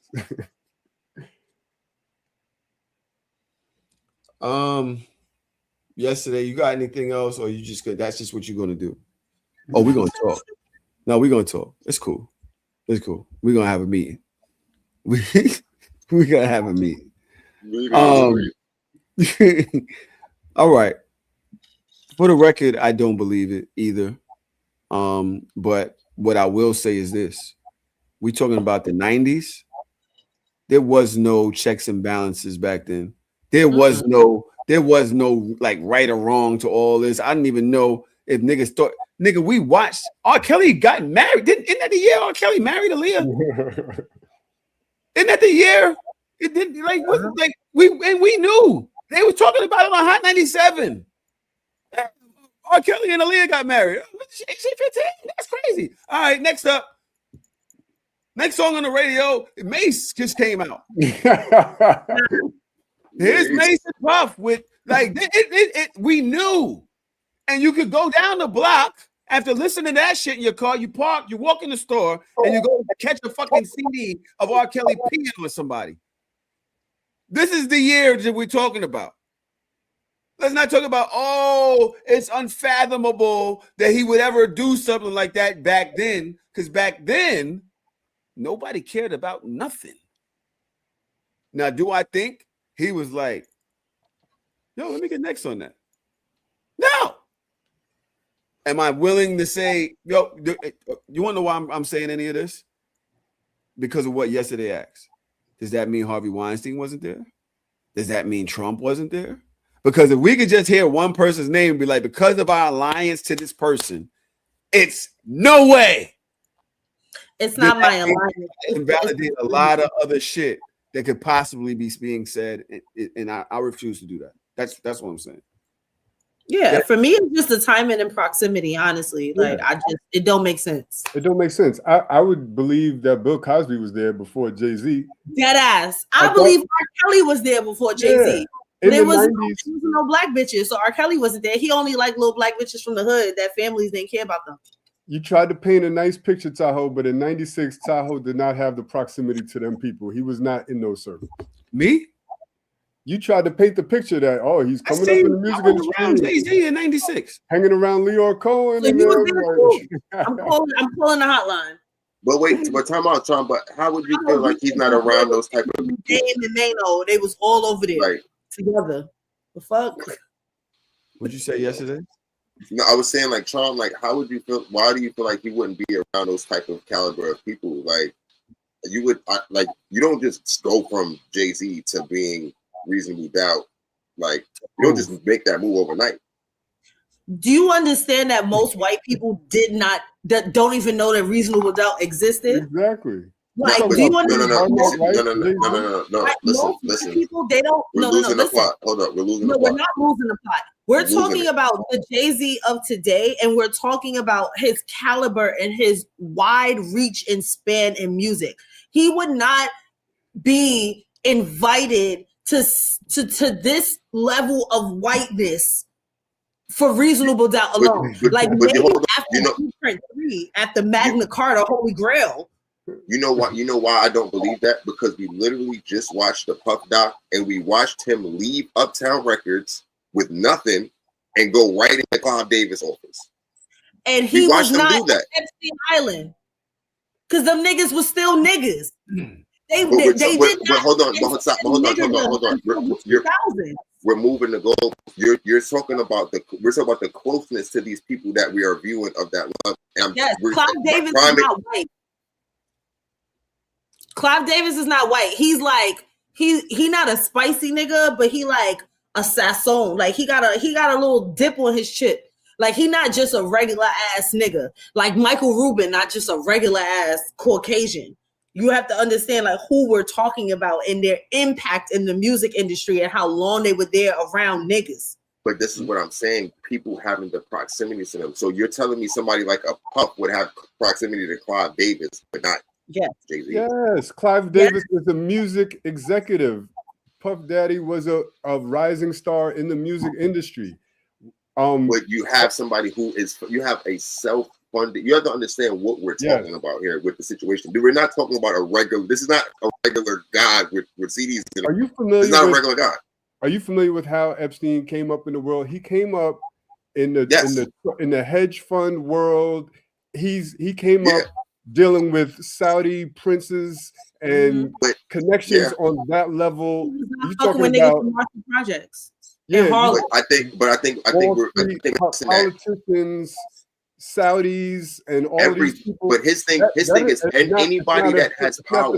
As a music executive and an artist. It's not Yes, the same anybody, you're right. Yes, anybody that has power, but we did not realize the implications and the impact of hip hop power until well in the 2000s. At that point in the early 1900s, even the early 2000s, it was very much still fucking chitlin circuit. Like Jay-Z didn't even have, like he didn't even headline full arenas and full stadiums by himself until damn near the middle of the 2000s. That nigga was on fucking tour in Madison Square Garden with all niggas. He was in there with Rough Riders. He was in there with Locks. He was in there by like, it was a conglomerate of niggas. It takes Jay-Z a very long time to be able to headline some shit like the Garden by himself. And you're telling me that in his inaugural stage, you're telling me pre-Blueprint, pre this nigga being all over MTV, pre-Big Pimpin', that he was on fucking Epstein Island? No, nobody's saying that. That's not the argument.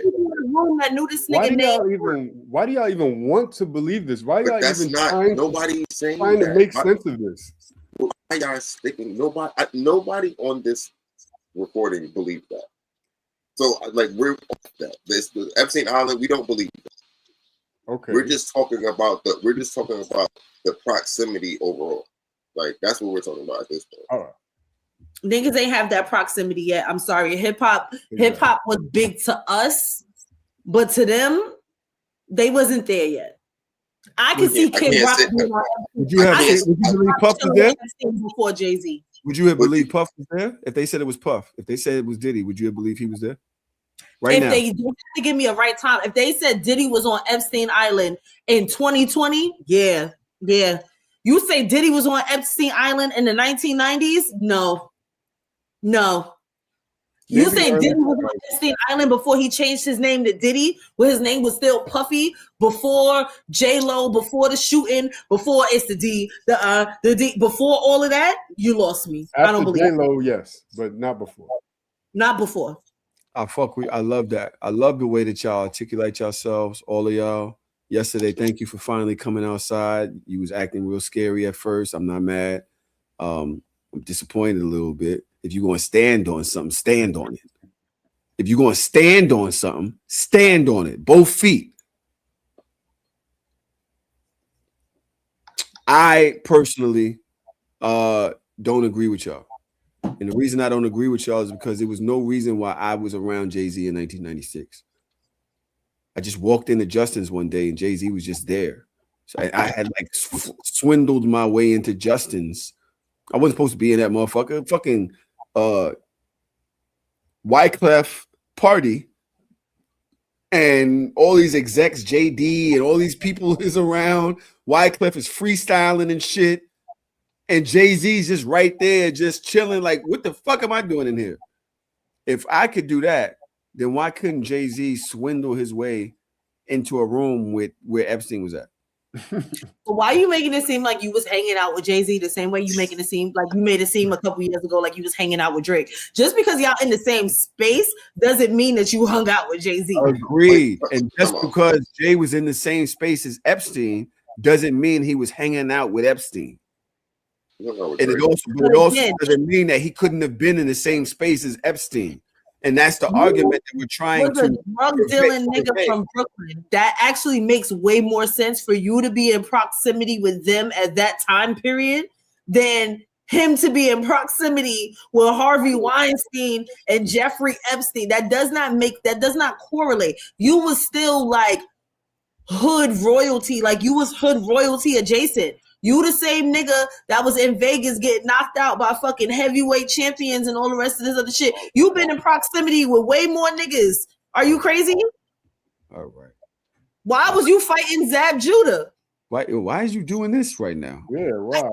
Because this is the point that you're making is killing me softly with his song. Nigga said they was buying coke from you. All right, we'll change the topic now. Now you change the topic. No, I don't mind, but I just don't think we're getting anywhere. So it's kind of like fuck it. And yesterday isn't scared to have the combo.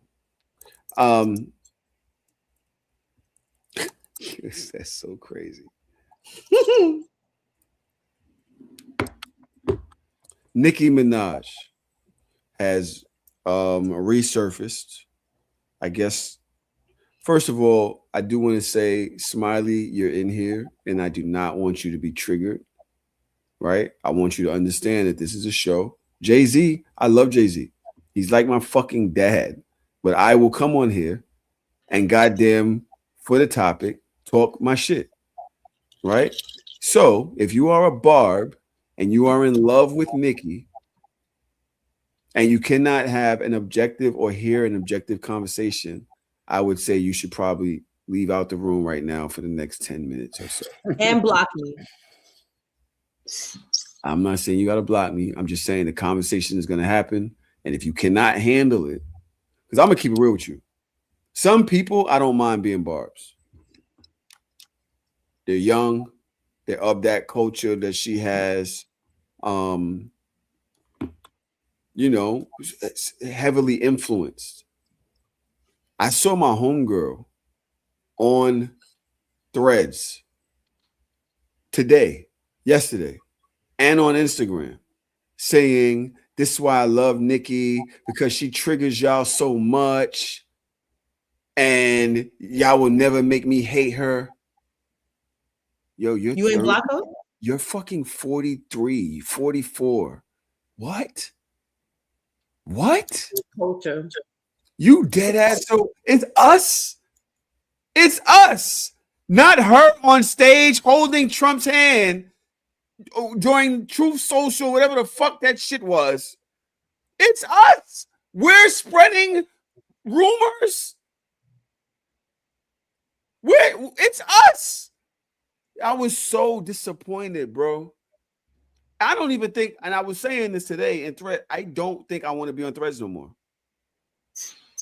Because seeing chicks that are baddies that I've been following for years because they're bad, and then reading their thoughts is fucking up my spank bank. I'm going broke. Yo. It's fucking up. Yo, I don't want to know this much about people. Yeah. You understand what I'm saying? Nicki Minaj is up there. I don't know. Has she surpassed Kanye? She bootlicking. She definitely surpassed Kanye. Nah, she didn't surpass Kanye. Kanye was at it he had a longer run, and he was wilding for a minute. Kanye is clinically mentally ill. We have to. Kanye did not have a longer run than Nicki Minaj. No, he's talking about longer run with his bullshit. Yeah, with the bullshit. I mean, so she is not mentally ill, and she is not on no type of medication. All she is on is the booger sugar and maybe a little bit of that. What's that pink cocaine shit? What's that called? Pink cocaine. Yeah, I know what it's called. Kanye has done interviews with Ku Klux Klan outfits on. Nah, we gotta read them. IEP scholar, and as more than half of us being educators in this room, we know that IEP scholars have different rules and regulations that we have to hold them by. So thinking about Kanye as an IEP nigga and Nicki as a general ed nigga, explain to me. Dodge, I got you. Let's keep it right there on educated.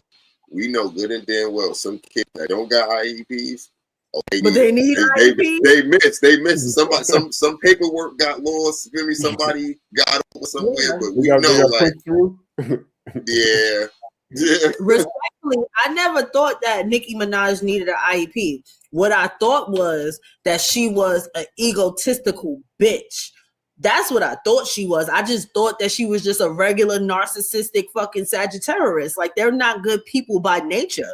I never thought that she was mentally ill, but I do think that she is heavily on the booger sugar and maybe some other things, and maybe a horse tranquilizer. Like, that bitch is far off. But I do know for a fact that Kanye West is an IEP ass nigga. Therefore, I do not hold him to the same bar as I am about to hold Onika Mirage.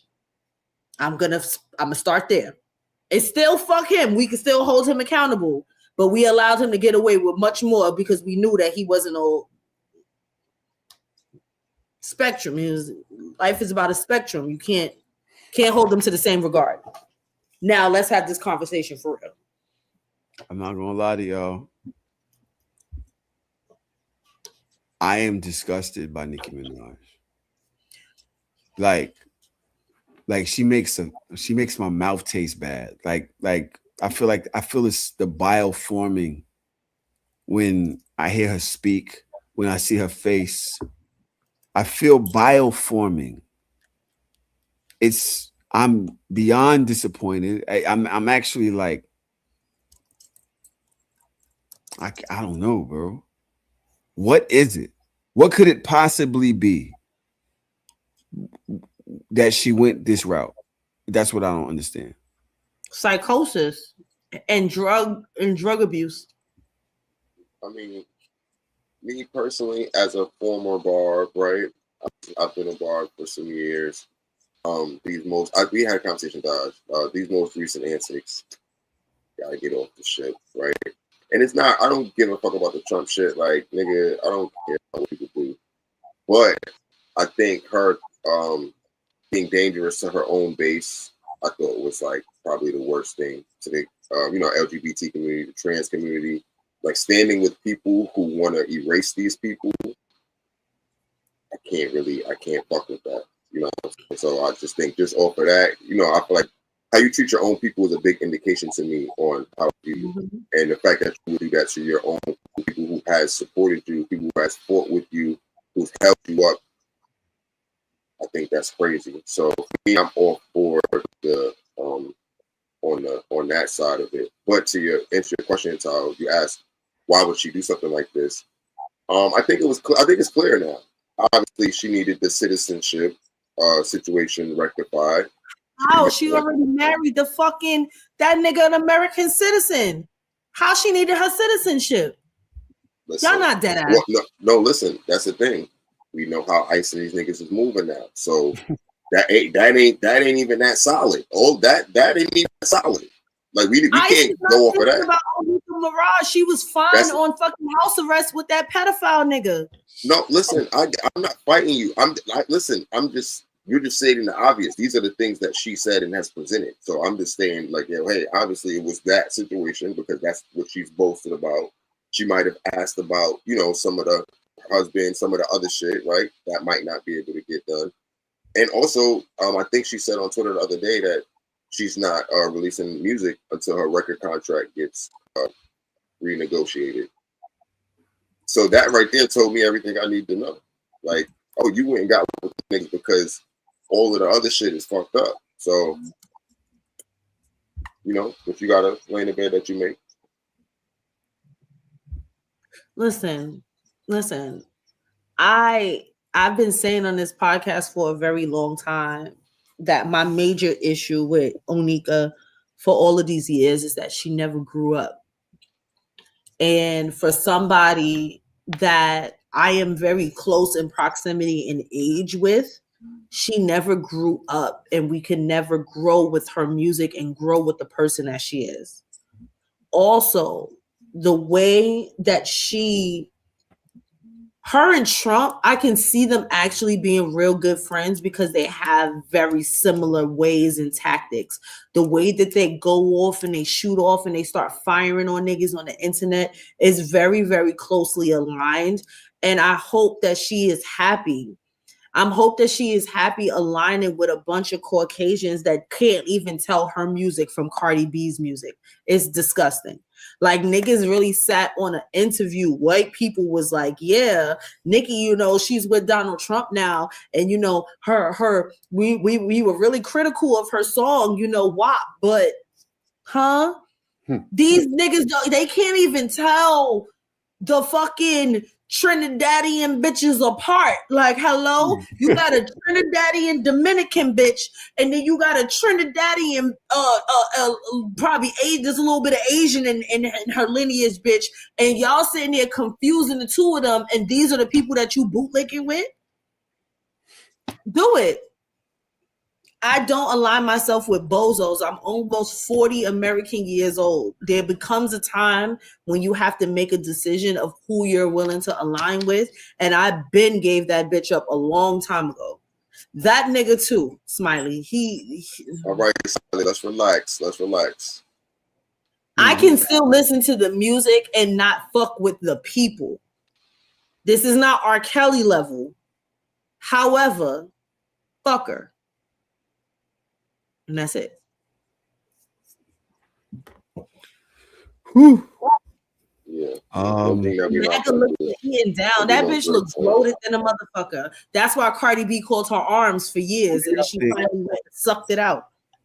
Speaking of Cardi, I saw Cardi did a performance the night before the Grammys, I believe, and she was wearing on SNL. She was wearing a Dominican flag inspired dress. She had two Afro Latinas with her as her backup dancers, and she sang the Bodega Baddie song, which I hate because it's incomplete. You hate it? Yeah, what the fuck am I listening to? Bad Bunny? What is this? That shit fire. How's it fire? You don't even know what the fuck they saying. It's fire. It doesn't matter. It does. You can't. They say it in Gasolina. Not a Bad Bunny shit fire. Bad Bunny shit heat. And then that I got sorry. I don't know what the fuck they saying, but I'm gonna shake my ass to it. I got sorry. Shout out to Bad Bunny for winning the first the first all Spanish speaking album of the year Grammy. Fire. You know what I'm saying? A lot of stuff going on that. And Tron, what you got? Any of this? Anything you thinking about? No? Yes? I'm wondering, Daj, and everybody, we still playing Nicki's music? Yeah, she ain't raped no kids. If it's heat, if it ain't heat, then no. Itty Bitty Piggy is always gonna go off for me. However, she's a bozo. I'll never buy it. Well, I've been stopped buying Nicki albums. I'm never bumping the shit in the house. I lied. I ain't gonna lie to you, bro. Nicki Minaj is one of the biggest disappointments. She's right there with Kanye. But to me, Kanye is more redeemable.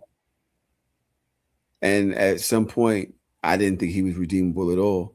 But he's more redeemable at this point because even him releasing a statement. Did y'all see the statement that Kanye released? Yeah. No, I didn't at all. Yeah, Kanye released a statement. Let me see if I could do something with it real quick. Basically saying, oh shit. I'm gonna have to try to read this. All right, let's see if I can do it. Kanye's statement says, 25 years ago, I was in a car accident that broke my jaw and caused injury to the right frontal lobe of my brain.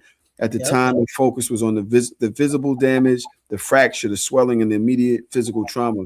The deeper injury, the one inside my skull, went unnoticed. Comprehensive scans were not done. Neurological exams were limited, and the possibility of frontal lobe injury was never raised. I wasn't properly diagnosed until 2023. That medical oversight caused serious damage to my mental health and led to my bipolar type 1 diagnosis. Bipolar disorder comes with its own defense system. Denial. When you're manic, you don't think you're sick. You think everyone else is overreacting. You feel like you're seeing the world more clearly than ever, when in reality, you're losing your grip entirely. The scariest thing about this disorder is how persuasive it is when it tells you you don't need help. It makes you blind but convinced. You have insight. You feel powerful, certain, unstoppable. The idea that you might need help is almost impossible to accept. I lost touch with reality. Things got worse the longer I ignored the problem. I said and did things I deeply regret. Some of the people I loved the most, I treated the worst. I dove into a tunnel of hate and anger. Looking back, I became detached from my true self. In that fractured state, I gravitated toward the most destructive symbol I could find, the swastika, and even sold t-shirts bearing it. He said a bunch more. I don't know if y'all want to hear it. Nah, I'm gonna be honest with you. When I read this statement, the first thing I went to go do was go find out what deal he signed and who he signed with. I said, I want to know who made him write this. Like I said, it was a very lengthy statement, like you said, so it was a very lengthy statement.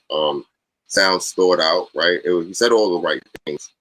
So I went to go look, and I found out that he signed with Gamma. If you guys don't know, Gamma is Larry Jackson's label, right? Larry Jackson used to run After Music.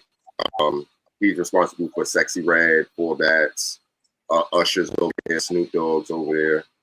So he's with some quality people, right? So we will always ask like, yo, who is he around? Who's behind him? Who's telling him the stuff? You got somebody quality around him. So I think I would like to hear him speak because anybody can write a statement. I still want to hear him speak, right? I think that's where we can get kind of the real feel at.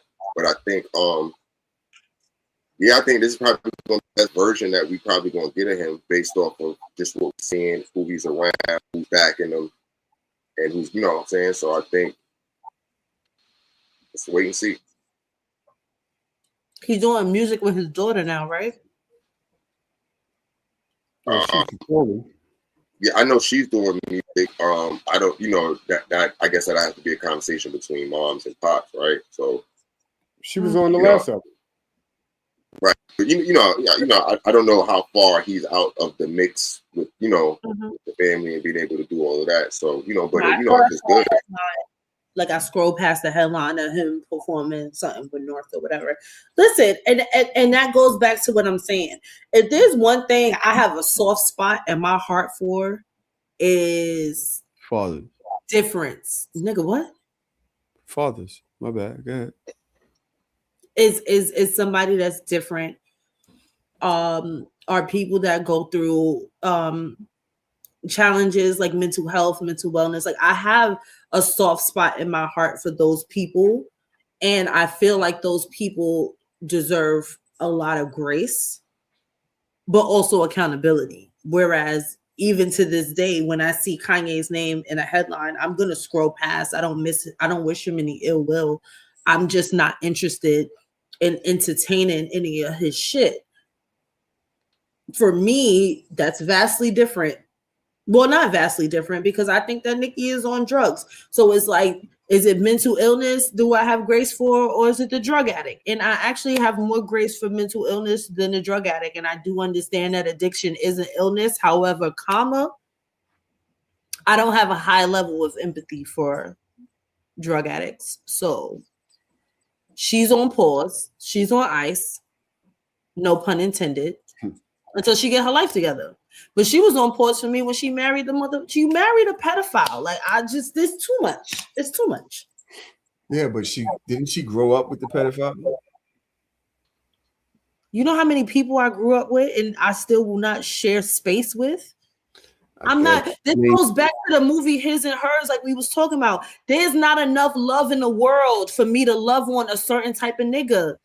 Your sister did some shit to me in the past. I'm not marrying and having a baby with you. It's the same difference. Yeah. And that was, and if you want to think about it, that might have been, well, I don't want to compare struggles, but those are two different lanes. And it's fucked the both of them. There's people I don't speak to today for something less. You think I'm a fuck with your family? I'm going to sit across from you at Thanksgiving?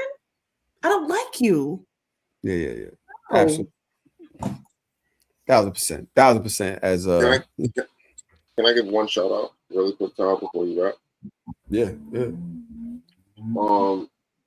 I have to shout out Leon Thomas winning R&B Album of the Year last night. Yo, salute to Leon Thomas from Brooklyn. Say it again. Nothing. Sorry. I know he's from Brooklyn. Okay. Yeah, Leon Thomas is from Brooklyn, the Prospect Heights High School. Mm-hmm. I mean, R&B is back. Shout out to them. Yeah. So I just wanted to shout out Leon Thomas. Really good. Kendrick got another 5. Yep. Grammy. You know my girl Olivia. It's been a good shameless episode. All day. Yep. He got 5 more. I think that makes him the most Grammy-winning artist in history. Mm-hmm. He got more than Hov. Was he on Epstein Island too? Oh shit! They got him. Isn't that crazy? Yo, all right, hold up. All right. Really cool thing. Y'all dead ass? What? What happened? So So we just not. So nobody gonna say nothing. We gonna just let Kendrick open his mouth. We gonna give him a fucking Grammy for every album he put out. This nigga has gotten a Grammy for every. No, he's gotten. And then he get 5 per year, and he got 1. He got 5 last year for the same album, and he got 5 more this year.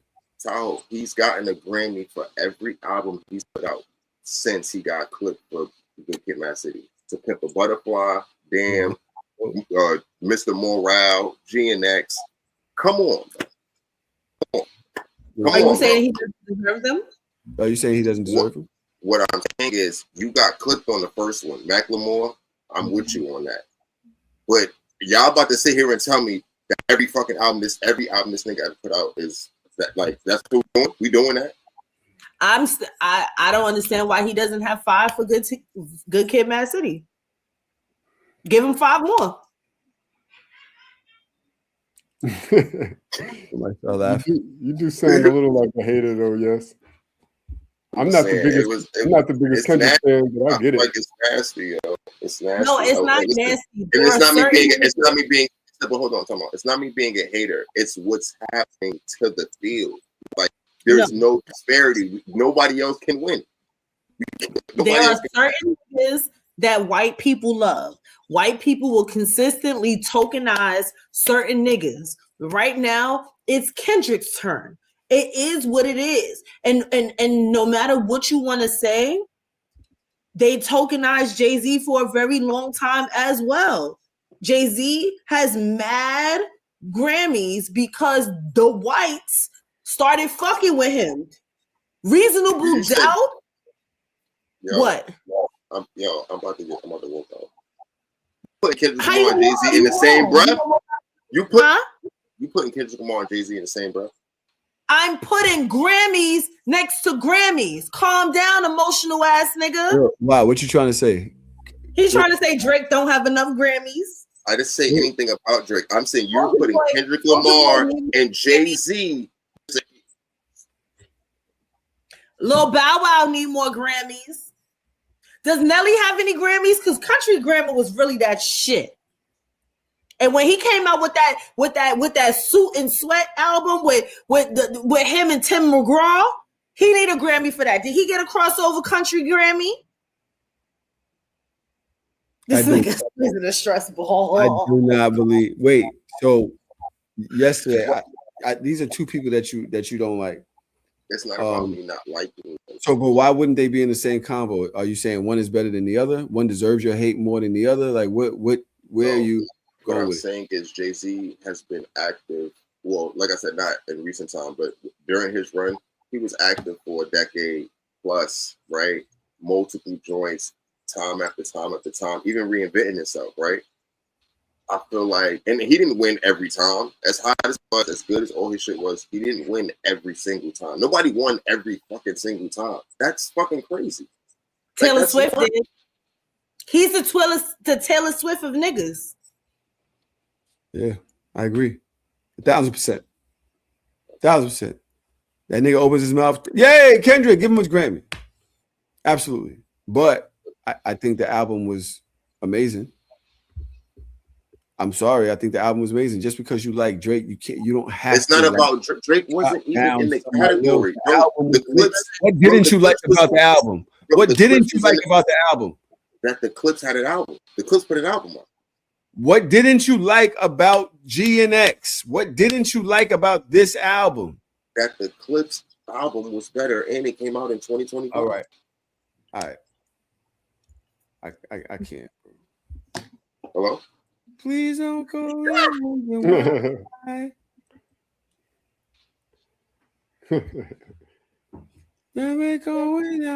Taylor Swift fire. Like, as much as I'm trying to hate her shit is really fire. Will I ever go to a concert and watch her fucking swish her mayonnaise around? Absolutely never. But I will bop to that shit. Which one, Taylor? Taylor Swift, she got some fucking bops. That 1989 album, Red? Nah, I'm sorry. You can't make me hate shorty music. I'm so sorry. All right. It's 2:10. I love you all. Do you know who your children are? We are, I guess, a week away from getting back in the studio. Hopefully the snow doesn't stop us anymore, but I didn't want Dodge to have to travel all the way back to where the fuck she lives at in the snow. So that's Ew, I'm not 50. The fuck is wrong with y'all? I did have more. I'm gonna figure out. I'll probably just do it on Instagram Live or how y'all feeling about TikTok Live? Do y'all be going on there? I don't go on TikTok at all, but if you want to do a live, I'm cool with it. It's like a whole community on there. You can do like different people. You do shit like this on there and shit. Mm-hmm. It's cute. Test it out. Let's do something.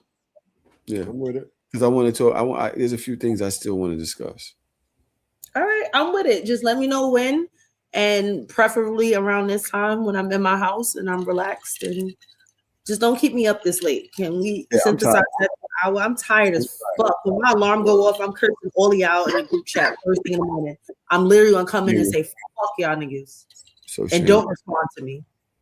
Oh. So shameless.